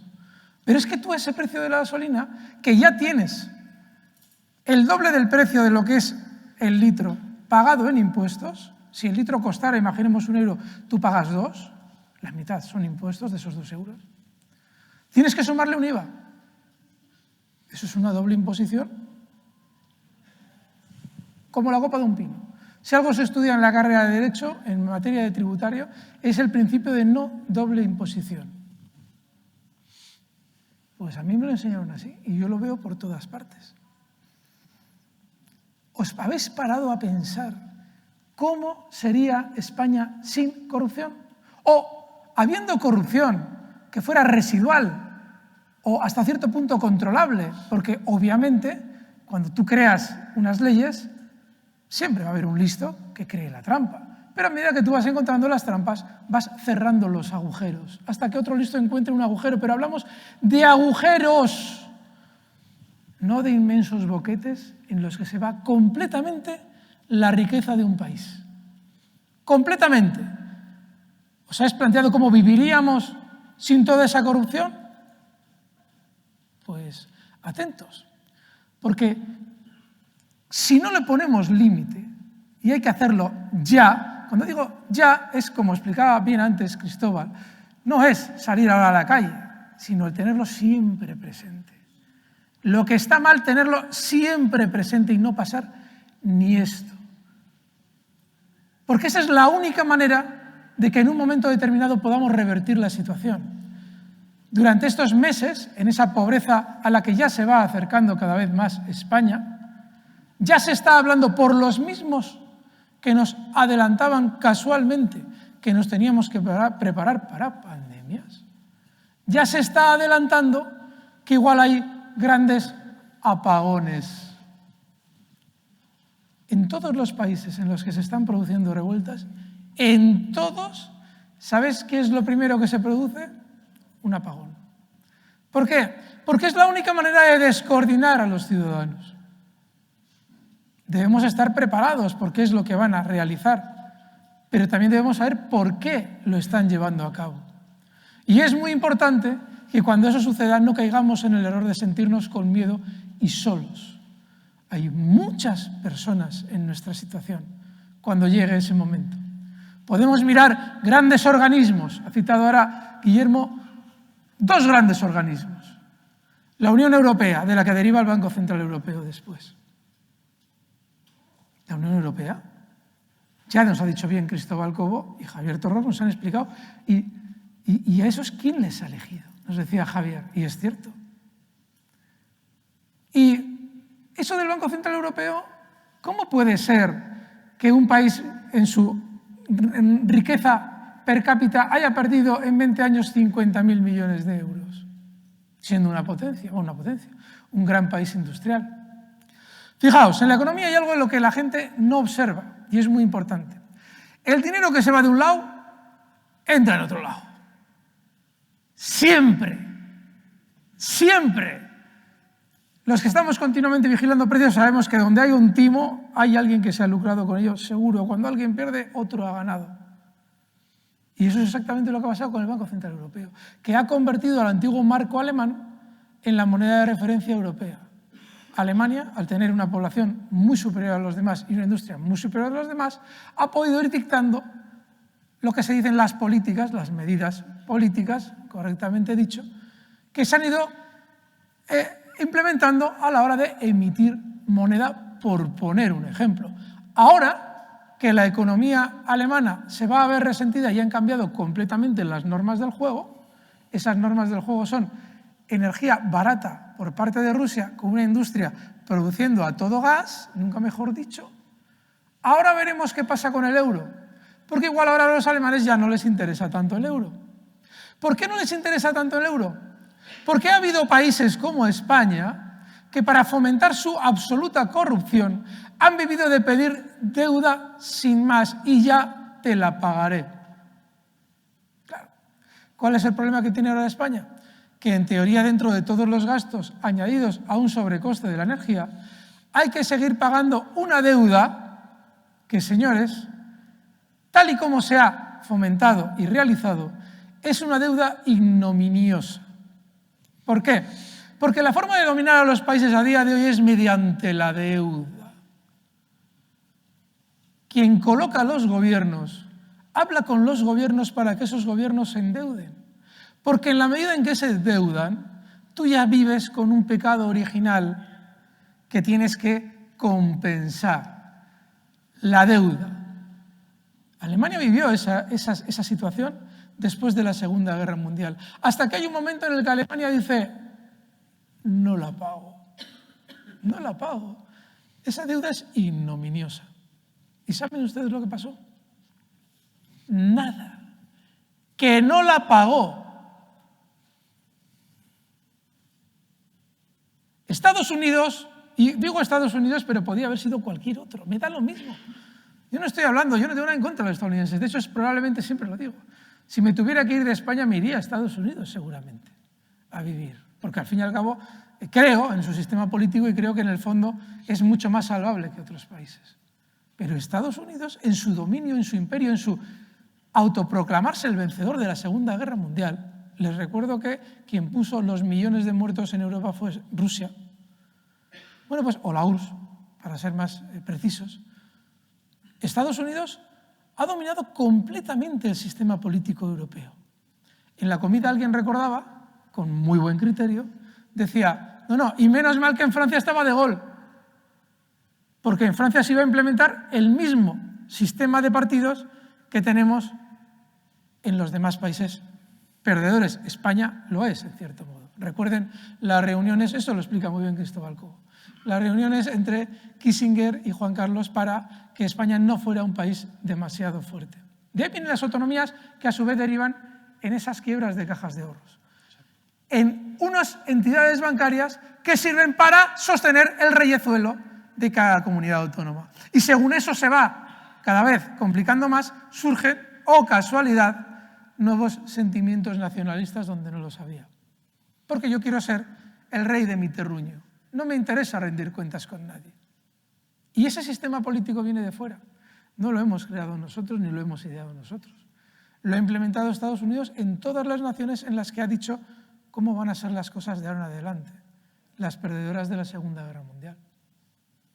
Pero claro, hay algo muy importante en todo este juego, y es que el poder no es una situación. Antes también lo han explicado muy bien Javier Torrox y Cristóbal Cobo. No, esto no es una situación. Esto es una relación en la que nosotros estamos dando el ok, el placet, a lo que ellos están haciendo con nuestro silencio. Es muy importante tener en cuenta que ese silencio cada vez va a ser más estruendoso. Porque, ojo amigos, seguimos con el fútbol, seguimos con el opio del pueblo en la tele, seguimos con el entretenimiento, pero tenemos, y lo habían citado también ellos antes, una nueva generación de chavales que, como esto no cambie, se van a morir de hambre. Van a pasar están condenados a la esclavitud, esa es la palabra. A eso tienes que estar condenado, para producir económicamente para el imperio, para que ese imperio haga sus guerras, genere sus guerras, Ucrania, la que le viene a China. Y para eso, antes, tienes que cortar la energía barata, Ucrania. Una vez que has cortado la energía barata, pues obviamente te haces con la industria de esa zona. Y una vez que la tiene, puedes ya pelear contra el otro. ¿Cuál va a ser el campo de batalla que ha elegido ya el imperio para sus guerras contra un gran amante de España, una persona que es un orgullo para España, que es nuestro querido coronel Pedro Baños? En sus obras explica muy bien, dice: no ha habido nunca en la historia de la humanidad ningún imperio hegemónico que, cuando ha visto amenazada su hegemonía, no haya entrado en guerra directa con aquel que la amenazaba. Lo que estamos viviendo es exactamente eso. Es como se nos está preparando para ser el elemento a arrojar contra, para que la guerra se desempeñe en nuestro territorio. Y para eso, con esas falsas organizaciones supranacionales, la Unión Europea, se ha conseguido colocar títeres que no han sido votados por nadie, para que, teniendo su dinero en paraísos fiscales y a salvo, cuando los tiros empiecen, ellos no van a estar aquí. Y no hablo de Ursula von der Leyen, desde luego que de ella hablo. Hablo también de Pedro Antonio Sánchez. Y de cualquier... Vamos todos. Scholz. ¿Por qué se genera la guerra ahora? ¿Por qué no antes? Porque Merkel ya las tenía controlados cuando realizaron el golpe de Estado en Euromaidán. Y ha tenido que jubilarse Angela Merkel para entrar otro de los nuestros, de los del Foro Económico Mundial, para que ponga a los pies de los caballos a su país. Pero a los pies de los caballos, literalmente. Porque alguien podría pensar que nosotros no estamos en esta guerra, a nosotros nos da lo mismo, total, si nosotros no tenemos nada, si nosotros no tenemos bombas nucleares, ah, ¿no? ¿En España no hay bombas nucleares? Yo diría que sí. De hecho, tengo una información de muy primera mano de este señor. Explíquenos usted, señor Rocafort, ¿por qué España podría, llegado el caso, ser un objetivo nuclear primordial de estados a los que el imperio ataque? Pues sí, efectivamente, como bien ha comentado Alberto, además el otro día fue un tema de mucha discusión entre el coronel, nuestro coronel Pedro Baños, queridísimo coronel, y un almirante español ya retirado, en el que decía el almirante, decía, no, España no corre riesgo como por ejemplo Alemania o Francia que sí, o Inglaterra, que tiene armas nucleares, porque nosotras no las tenemos. Y España sí que las tiene. Antes del verano, en el momento máxima tensión, aparecieron 2 submarinos nucleares en Gibraltar. Gibraltar es un territorio español, según resoluciones de Naciones Unidas. Ya puestos a cumplir la legislación internacional, vamos a cumplir esas 2 resoluciones de la Asamblea del año 68 y del año 69, que establece la obligación de descolonizar. Pero no se ha descolonizado, porque la clase política con el cambio de régimen pues, abrazó los paraísos fiscales. Pero a lo que voy, hubo 2 submarinos, además coincidentes, no había pasado eso desde hace mucho tiempo, y lógicamente eso es ponernos a nosotros en el tablero en la entrada del Mediterráneo, 2 submarinos nucleares que, bueno, creo que salían del Mediterráneo hacia el Atlántico, y luego recientemente, hace 2 semanas, curiosamente, 4 días después de que fuera destruido el Nord Stream 1 y el Nord Stream 2 por 4 sitios distintos, apareció un submarino, el USS Florida, de la clase Ohio, que detrás de la vela tenía un pequeño submarino acoplado que precisamente se dedica a acciones de sabotaje, ¿no? Vais atando cabos, ¿verdad? Entonces, entonces dicen, bueno, pero vamos a ver, digo, ¿por qué no se lo meten en la base que tiene la OTAN en Nápoles? ¿Por qué siempre tiene que salir en Gibraltar? Digo, porque ahí, digamos, podían haber ido a la base de la Rota, pero como es una base conjunta española-estadounidense, pues ahí los españoles al menos verían. Pero es que eso es un agujero negro de información militar, lo que pasa en Gibraltar, ¿no? Nos están comprometiendo, aunque creamos que no, nos están comprometiendo. Están rompiendo la obligación de la neutralidad, está bien reflejada en el Código Penal español. Ningún gobierno, sin que haya declaración de guerra, puede entregar armas a otro país en conflicto. Eso viene en nuestro Código Penal, ¿eh? Lo que pasa es que, bueno, no hay protesta interna, todo el mundo está posicionado y la realidad, ya cedo la palabra, es que estamos expuestos. Precisamente, además, muy cerca de aquí, ¿no? En Gibraltar, sobre todo en la provincia de Cádiz. Por cierto, donde estuvo el Tireless en la época de Aznar, estuvo casi un año siendo reparado, cuando ese puerto de Gibraltar no es un puerto que, según la normativa internacional de la energía nuclear, está destinado para esos fines. Porque para arreglar submarinos nucleares hay que estar a kilómetros de distancia de poblaciones. Y ahí hay que recordar que hay 500.000 de españoles que están siendo expuestos porque tenemos un gobierno en España y una oposición que no son capaces de poner el grito en el cielo y decir, oiga, a nosotros que sea la última vez que viene un submarino nuclear, ¿eh? Por cierto, no sé si lo saben, el martes hay huelga general en Francia, ¿eh? Porque allí los precios se están desorbitando. ¿Qué pasa aquí en España con estos sindicatos de clase entregados al gobierno? Solamente protestan por los nombres de las calles, es que es ridículo, ¿sabes? Y nos están subiendo los precios y en Francia, ojo, Francia, lo que va a pasar el próximo martes, pero, y ya devuelvo la palabra a Alberto, cuando sepamos que hay submarinos nucleares vamos a denunciarlo, ¿eh?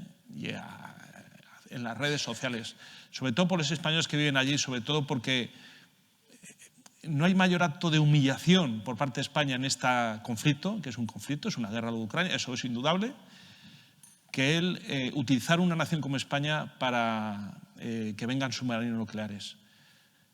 Y también una humillación para la Unión Europea, porque, como bien ha dicho Alberto, nosotros somos el campo de batalla. Y como no les paremos los pies, nos van a arrastrar. Y como bien ha dicho Alberto, cuando lleguen las bofetadas, los que tienen el dinero se irán a otros territorios y nos dejarán a nosotros aquí, porque nosotros, como estamos arraigados a este territorio, no tenemos dónde irnos. Ojo al tema de Gibraltar y ojo también al tema del suministro de armas, que eso es una decisión de política internacional verdaderamente nefasta. No sacamos ninguna ventaja, nos compromete ante el extremo, nos endeuda y nos vincula, ¿no? Y luego nos van a rendir cuentas, nos van a pedir cuentas, por supuesto que sí. Por eso tiene que haber una opinión pública en España que diga, submarinos nucleares en Gibraltar, no, go home. Que se vayan al puerto que tienen para submarinos nucleares en Escocia. Aquí tienen uno muy bueno los británicos, pero que por favor no nos metan uno en el sur de España, porque llegará un día en el que nosotros, los patriotas, pondremos sobre la mesa estas cuestiones y haremos ver a los británicos lo mal que se han portado y cómo nos han ido empujando. Porque aunque nuestra clase política sea cómplice y la clase mediática, siempre habrá españoles, como el coronel Baños, que lo señalen en un horario de máxima audiencia y que le digan a un almirante de la OTAN, español de la OTAN, diga, ojo, en España hay submarinos nucleares y mira Gibraltar. Sí, hay submarinos nucleares y ha citado el caso del Tireless, el escandalazo que hubo en su momento del atracar para estar reparando el submarino británico, creo que era, ¿verdad? Sí, británico. Y ha citado Guillermo que el martes hay una huelga general en Francia. Yo no tenía ni idea. Me he enterado hoy. Sí. ¿Cómo puede ser que vivamos en un país, vamos en España, en el que ningún medio de comunicación se haga eco de submarinos nucleares en Gibraltar, huelga general en Francia? Esta semana hemos conocido que el vicepresidente de una empresa, Ecogel, no sé si alguien la conoce, es americana, la escuché el otro día, explica cómo, mediante o gracias a la financiación del instituto del doctor Fauci, crean el coronavirus. En Estados Unidos, que sí, lógicamente su política imperial es su política imperial, pero de puertas adentro son duros con quien miente en un congreso, véase Fauci.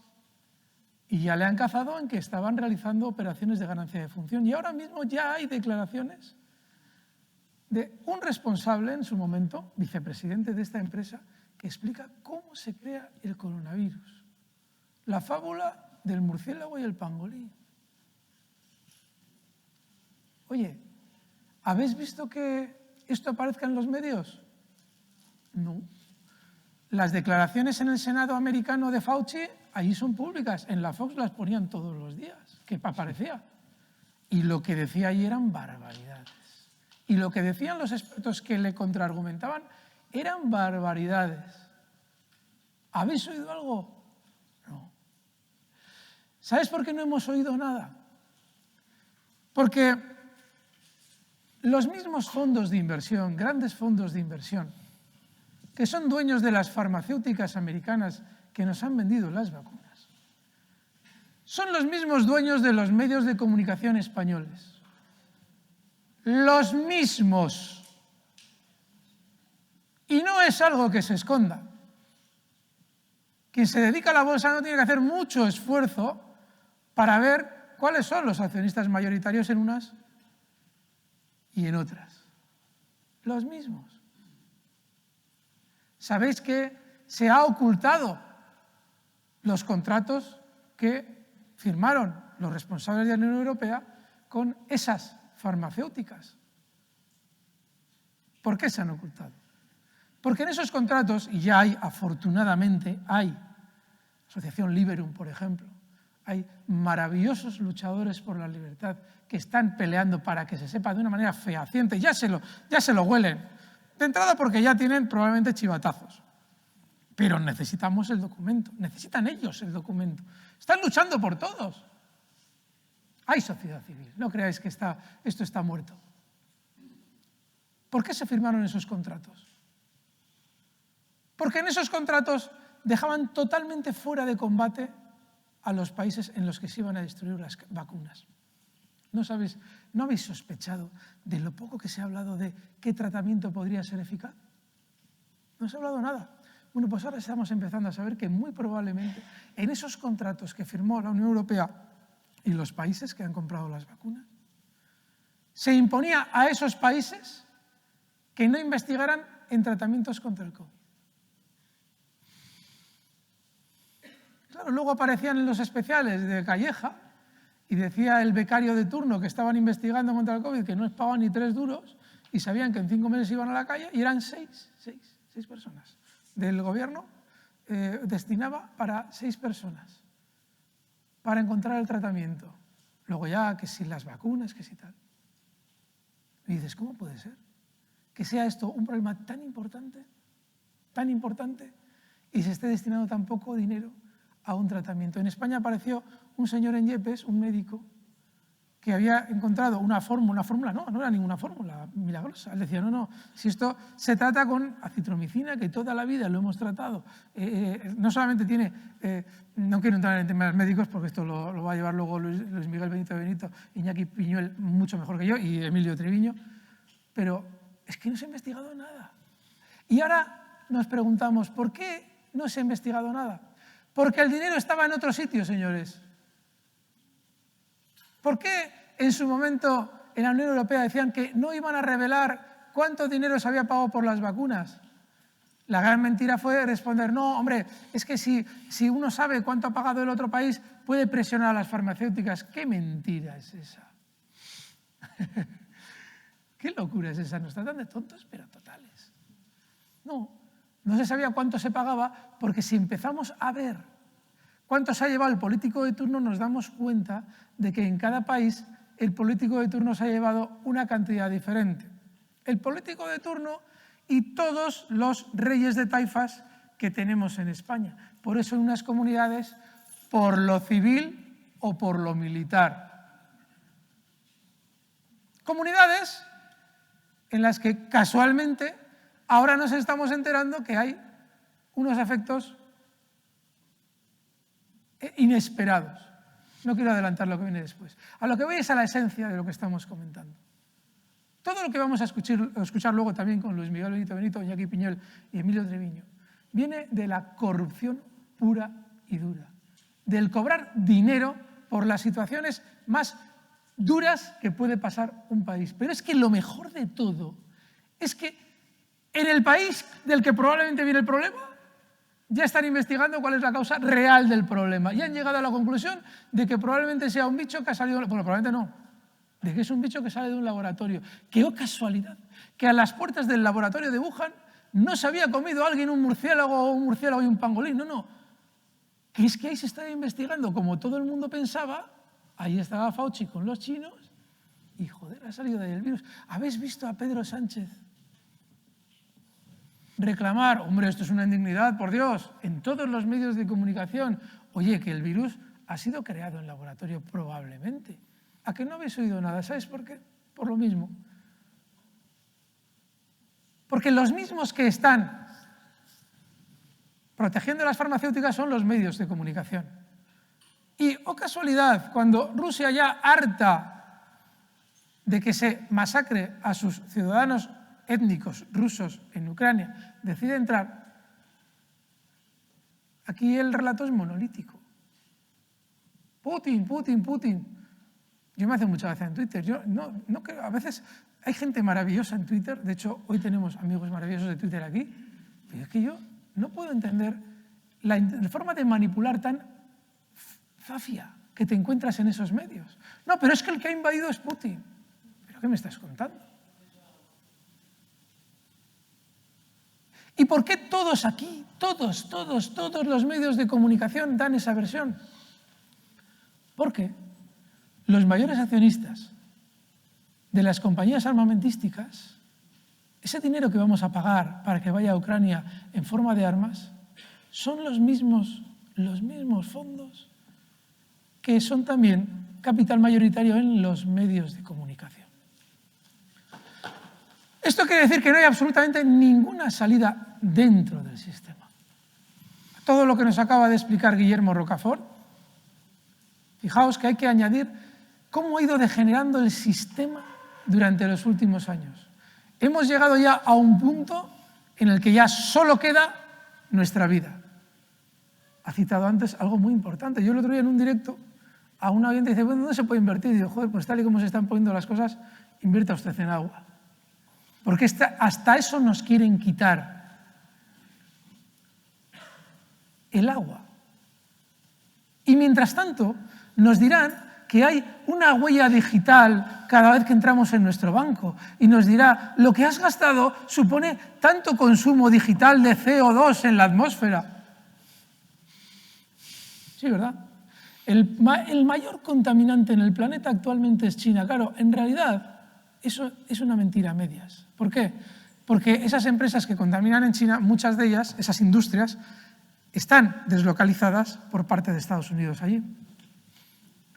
Hace unos meses Nancy Pelosi entraba en Taiwán triunfante, dándonos ya claramente dónde está la próxima guerra geopolítica. ¿Y qué es lo que hace China nada más producirse esa entrada? Decir, me descoordino de ti en la lucha contra el cambio climático. El país que más contamina en el mundo. Y a nosotros nos van a decir que hemos comprado un fosquitos y hemos contaminado por nuestra huella de CO2 no sé cuánto. Y que en la siguiente no te compres un fosquito, cómprate otra cosa. Habéis dicho, y ha dicho Guillermo Rocafort, ¿con quién rinde cuentas con Pedro Sánchez cada vez que, en el momento en el que entra en el poder, cuál es el primer individuo con el que rinde cuentas? Con Soros. Antiguamente, no sé si se conocerás, tú seguro que sí, había una costumbre diplomática con Marruecos, ahora ya ni eso, ahora con Soros. ¿Y a quién recibe Pedro Sánchez en España con honores de jefe de Estado? A Bill Gates. Vais viendo, ¿verdad? Se van a cargar toda nuestra agricultura. Toda nuestra agricultura se va al garete. ¿Por qué? Porque Bill Gates es uno de los mayores terratenientes ya de Estados Unidos. Luego, habrá también, no solamente, que sufrir por el agua, sino por la comida. Eso es lo que nos viene. Hay un problema en todo esto, y es que, aunque parezca increíble para ellos, es un territorio inexplorado. Yo una vez escuché a Julian Assange unas declaraciones que me parecieron fascinantes. Él decía, no penséis que por mucho que tengan a todo el mundo controlado por Internet, van a ganar necesariamente. Es absolutamente imposible dominar todas las variables. Y lo que estamos viviendo ahora mismo en Europa es un territorio inexplorado en el que los propios gobernantes han pisado el acelerador en masacrar a su población. Ya sé que cuando se utiliza esa palabra se nos antojan bombas atómicas cayendo, démosles tiempo. Pero lo que sí tenemos claro es que nos van a empobrecer. Y lo que ellos no saben es cómo en realidad acaba la película, porque la película esta no se ha emitido nunca. Nunca, es nueva. Luego, recordad esa frase de que el poder no es una situación, es una relación. Y en cuanto se vaya viendo cada vez más necesidad, se irán conociendo cada vez más inquietudes por parte de la ciudadanía. Querrán entender cómo esto ha podido pasar. ¿Cómo puede ser que en la televisión no me estén hablando de esto otro? Y según esas inquietudes vayan surgiendo, veremos si todo acaba como ellos esperan. Yo tengo dudas. Yo no sé si muchos caeremos en todo ese proceso, seguramente sí. Pero que ganen la partida es imposible.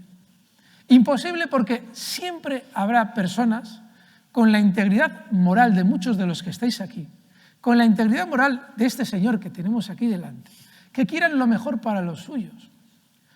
Y ya verán cómo eso es universalista. No es España, Francia, Alemania. No.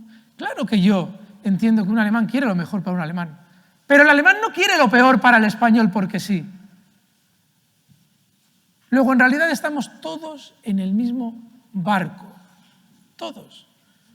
Y por lo que veis, aunque nos lo silencien los medios, ya en otros países se están moviendo. El cómo movernos, yo creo que Cristóbal Cobo lo ha dicho de maravilla. Hay que ser pacientes y seguir mostrando el camino que viene, mostrando el camino que viene. Ya llegará el momento, de verdad. Yo cuando escucho a la gente, y esto han citado también antes a Rubén Chisbert, le dice, bueno, pero ¿para cuándo la abstención fiscal? No. Yo aprendí algo muy importante con Antonio García Trevijano. Estando en su casa un día me dijo, cuidado, en las revoluciones violentas, los primeros que caen son los primeros que van, y esos caen fijo. Y es así. La nuestra no va a ser una revolución violenta. No tiene ningún sentido una revolución violenta. Hay un caso maravilloso en España, el de Benizar. Habéis oído hablar del seguro. En el momento en el que ya los ciudadanos deciden que no van a votar, hay un acongoje brutal en sus políticos. ¿Por qué? Pues porque obviamente ahí es cuando se dan cuenta de que el ciudadano se ha dado cuenta a su vez de dónde está el engaño. Porque los políticos son los primeros que son conscientes de que te están engañando y son conscientes de que te necesitan. ¡Tú no les necesitas! Ellos te necesitan. ¿Veis dónde está la relación? Tened eso siempre presente. Y os sugiero que no tengáis prisa por ver las cosas. Os sugiero, porque las prisas, dicen en Marruecos que las prisas matan. En lo político también. Cuanto más lleguemos a la ciudadanía, más podamos divulgar, más podamos crear la semilla que hoy germina aquí, más podamos apoyar a otros grupos que también están en esta misma batalla. Más tendrá el veneno el sistema cuando nos quiera someter de una manera militar. Porque es la única manera en la que la podrán hacer. Pero para ese entonces ya habrá muchos militares y muchos hombres de bien en la policía. Mucha gente noble que dirá, como antes ha explicado Cristóbal, o sea, ¿qué voy yo a reprimir a una persona que lo que hace es luchar por comer? Cuando incluso él, aunque a ellos se les respete el sueldo, ya lo veréis, él mismo será consciente de que es parte de una sociedad civil a la que tiene que reprimir injustamente. No hay otro camino que el de la libertad. Y hoy ha germinado aquí. Y muchos días germina en muchos sitios. No tenemos otra opción. No sé cuánto tiempo llevo, porque estoy aquí arrancado y no sé cuánto tiempo. ¿Qué hora es? ¿Me he pasado? Perdón.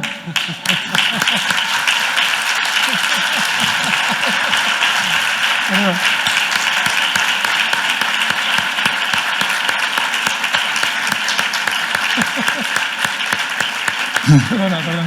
Bueno, ahora tenemos un tiempo de preguntas del público.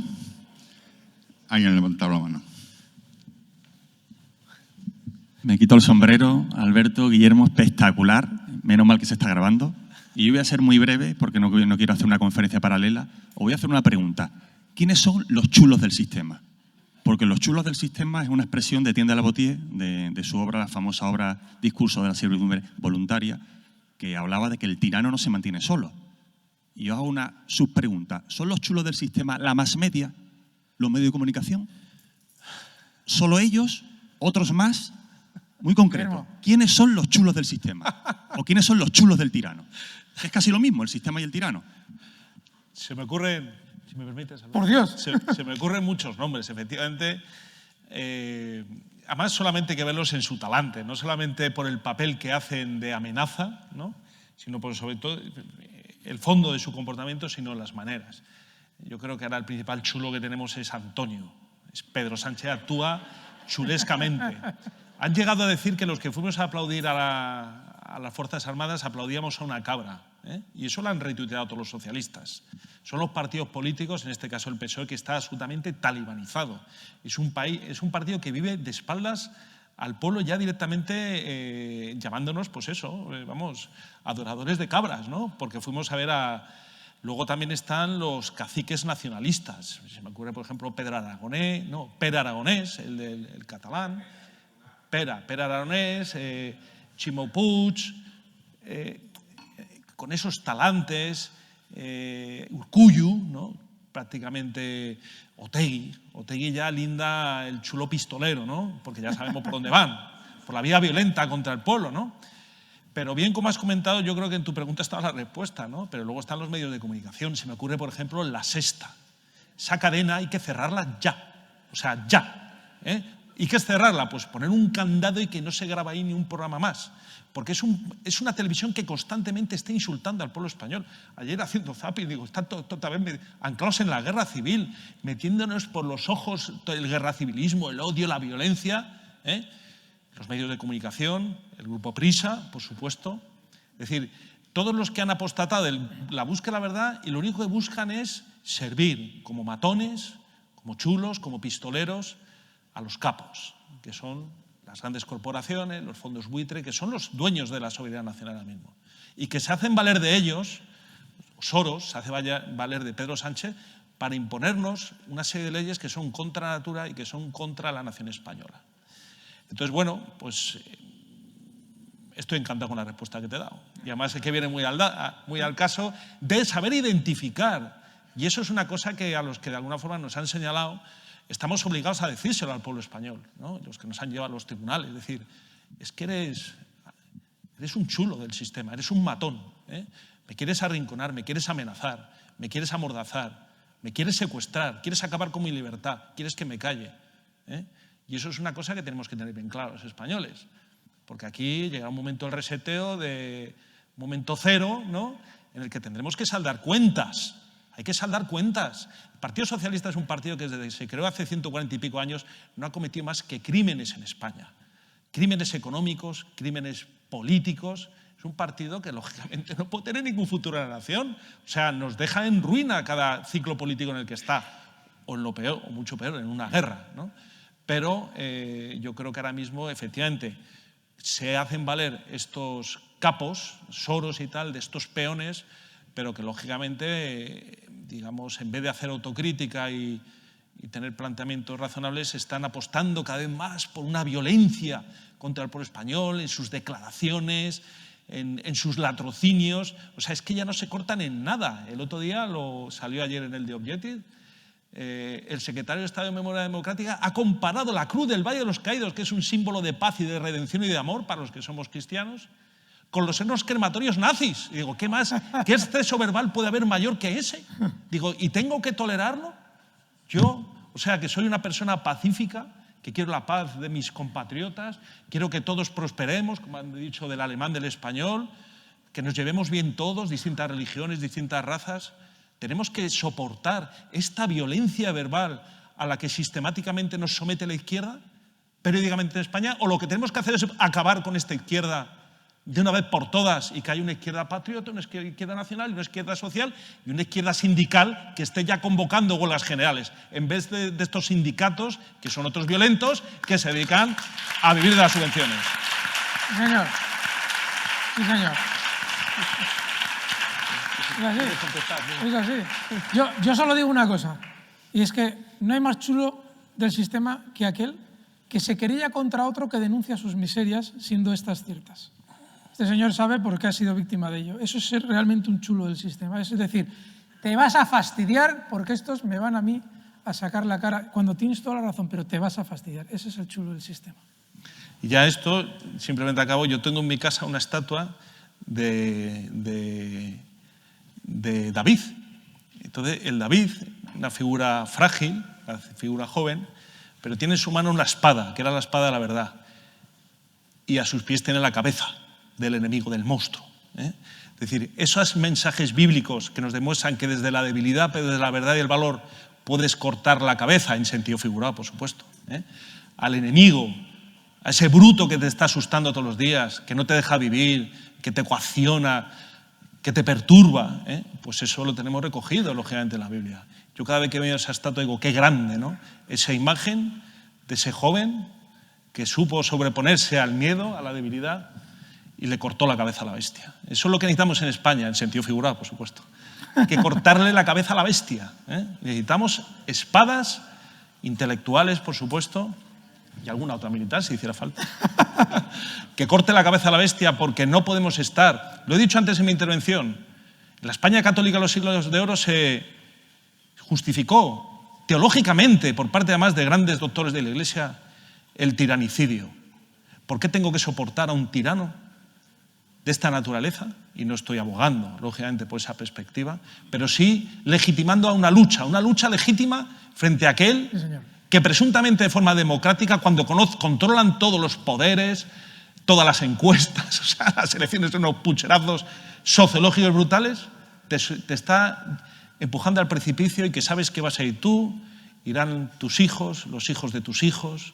O sea, realmente el tiranicidio, ¿no tendríamos que actualizar esa teoría política, desde un punto de vista figurado, por supuesto, de que España tuviera un...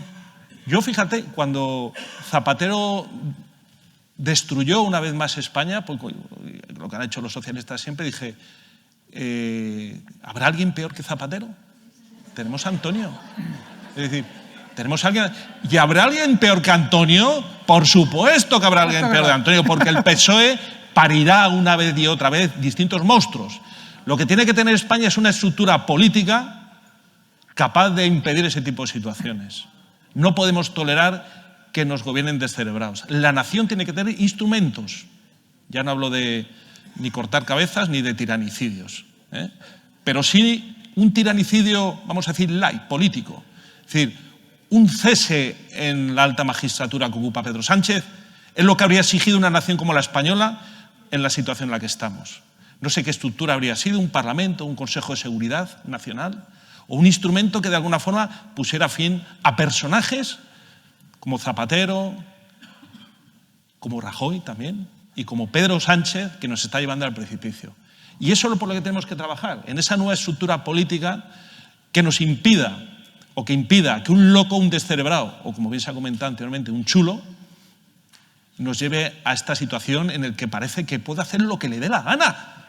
Pero si está cambiando el sexo a las personas de una forma figurada, si nos está llevando a la guerra civil o no nos estamos dando cuenta. Es decir, necesitamos un Estado estable que tenga los correspondientes anticuerpos, no por esas vacunas, sino que emita anticuerpos para que esto se anule.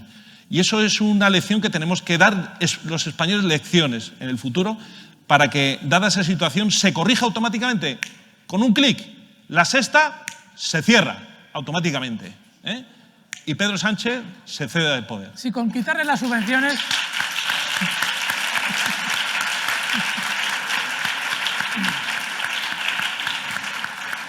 Una última pregunta, porque ya vamos pasado de tiempo. Ahora viene la segunda tanda. Y entonces aquí hay un señor que quiere preguntar. Yo quiero ser muy breve. Lo primero, darle las gracias porque se me ha encendido la esperanza, que ya tenía perdida totalmente. Desde el año 75, en que se me acabó la paz social, política y económica, he ido dando tumbos por este mare magnum. Y al verlos a ustedes y a estas personas que estamos aquí, empiezo a creer. Pero lo que quiero es que se me apunten las soluciones reales, el cómo. Porque entiendo que la solución para mí, sin duda, está en el corazón humano. Como decía el gran Papini, que si no cambia el corazón humano, no tendremos soluciones. Y la otra esperanza es el verdadero cambio. Pero ¿cómo se hace ese cambio? Porque si ese cambio es el brusco, el de la aceleración continua, en vez de vida se convierte en todo lo contrario. Por eso espero que me sigan dando y empujando en esa esperanza que he dicho al principio. Pues le agradecemos la pregunta.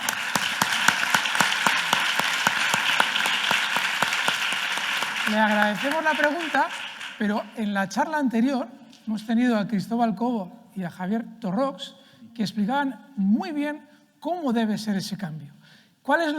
¿Qué es lo que debemos perseguir? Básicamente, se lo diré muy brevemente, ya para dejar espacio a la siguiente charla. Es importantísimo que en España haya la representación del ciudadano. Es decir, que España se divida en X circunscripciones, como ya hay en muchos países en el mundo, y quien sea elegido en esa circunscripción defienda los intereses de sus ciudadanos. defendiendo sus intereses, no yendo contra los de los demás, simplemente defendiendo sus intereses. Y que el Poder Ejecutivo, es decir, el Gobierno, sea elegido aparte y que no puedan tener ninguna conexión entre los dos hasta el punto de que se miren a cara de perro, desconfíen el uno del otro, para que si hay que hacer dimitir a un presidente, sea el Parlamento el que le diga, oiga, usted se va, pero a su vez el Parlamento se autodisuelva para también volver a ser elegido o no. Es decir, una diferencia absoluta de poderes. Y el Poder Judicial, mal llamado Poder Judicial, nunca pueda ser elegido, como estamos viendo ahora en esta vergüenza absoluta política por los partidos políticos, sino por el grupo de todos los miembros de la carrera judicial, visto en un sentido extensivo, todos los miembros relacionados con la carrera judicial, incluidos abogados, obviamente, registradores y secretarios, que elijan el organismo, Consejo General del Poder Judicial, que regirá la vida de los jueces, para que sean absolutamente independientes. Ese es el camino.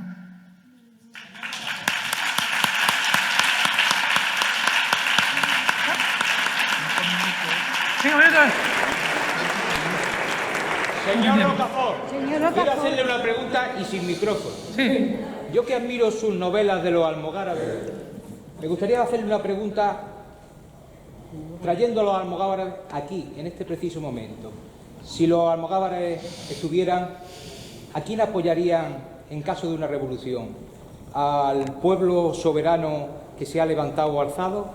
¿O a la próxima ficción del Estado, por ejemplo, ya vemos materializada en la persona de Olón?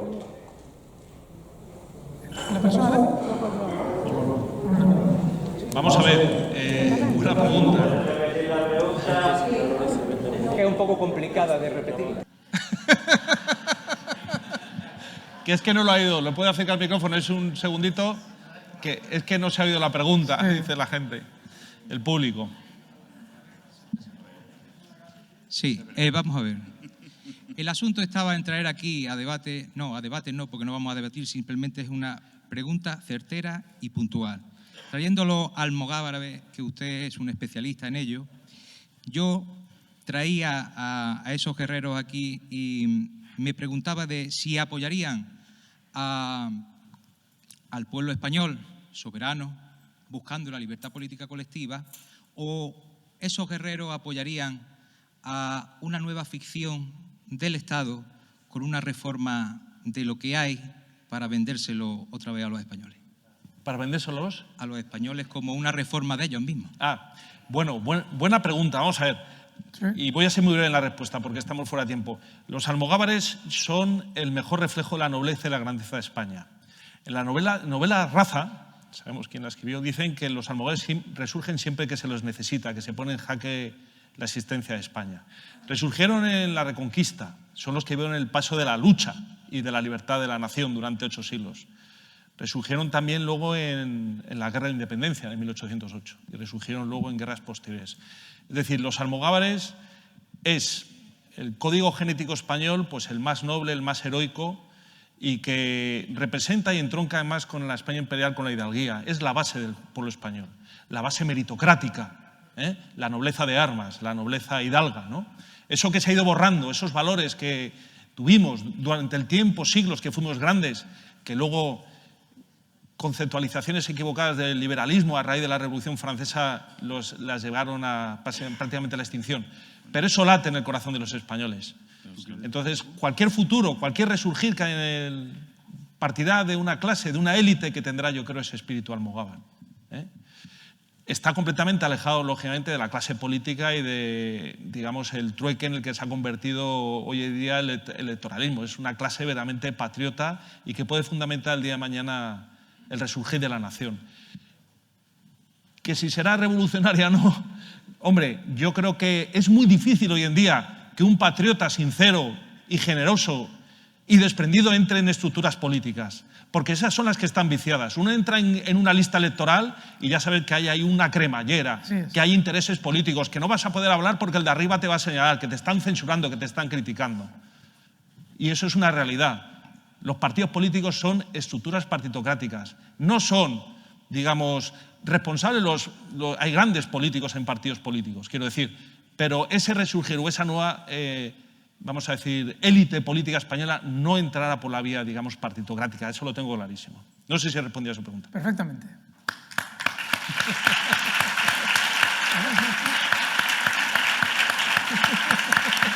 Pues muchas gracias, Guillermo, muy bueno. Alberto Iturralde y Guillermo Rocafort. Y la organización os quiere hacer un detalle. Oye. Anda, qué bonito, qué bonito. Muchas gracias. Oye, qué Muchas maravilla. gracias, ¿eh? Oh, qué maravilla.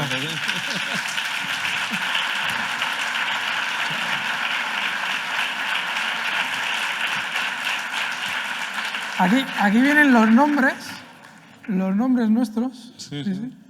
Qué bueno. Precioso. Muchísimas gracias. Un placer, ¿eh? Muchas gracias. Gracias. Oye, perdona, has hablado más tiempo, ¿no? ¿Qué va, tío? ¡Te puta la madre! Muy bien, muy bien. Oye, que tengo el micro puesto. Bueno, muchísimas gracias por la ponencia. A mí me ha encantado. Ha sido, para mí, me ha inspirado. Y yo me quiero dirigir a la sala para que darle a esta ponencia un sentido práctico. Porque habrá muchas personas aquí presentes que cuando hayan escuchado todo lo que se ha hablado aquí, se pregunten qué puede hacer uno cuando llegue a la casa esta noche o mañana. Entonces yo os animo a que os involucréis activamente en la lucha política, a que transforméis vuestra propia vida, porque solo transformándose uno interiormente es cuando el exterior puede cambiar. Entonces yo invito a eso, a que nos metamos sin partido, sin ideología, en todos los sectores de la sociedad, y también os quiero invitar a que nos hermanemos. Yo he creado un grupo de WhatsApp muy humilde y del cual me siento muy orgulloso. Estamos realizando grandísimas acciones, estamos creando pequeña hermandad y ese es el camino. Y yo animo a que la persona que no sepa en concreto qué hacer, que si queréis nos conozcamos, yo me llamo Adrián, y que el que quiera unirse, pues que me dé su teléfono y yo lo meto en el grupo. Nosotros cada domingo, en la Plaza de la No Constitución de aquí de Málaga, de 11:30 a 1:30 nos reunimos para hablar con la gente, nos lo pasamos muy bien y aparte de eso también realizamos otras acciones que son muy cañeras. Entonces todo el que se quiera unir, pues es bienvenido. Muchas gracias.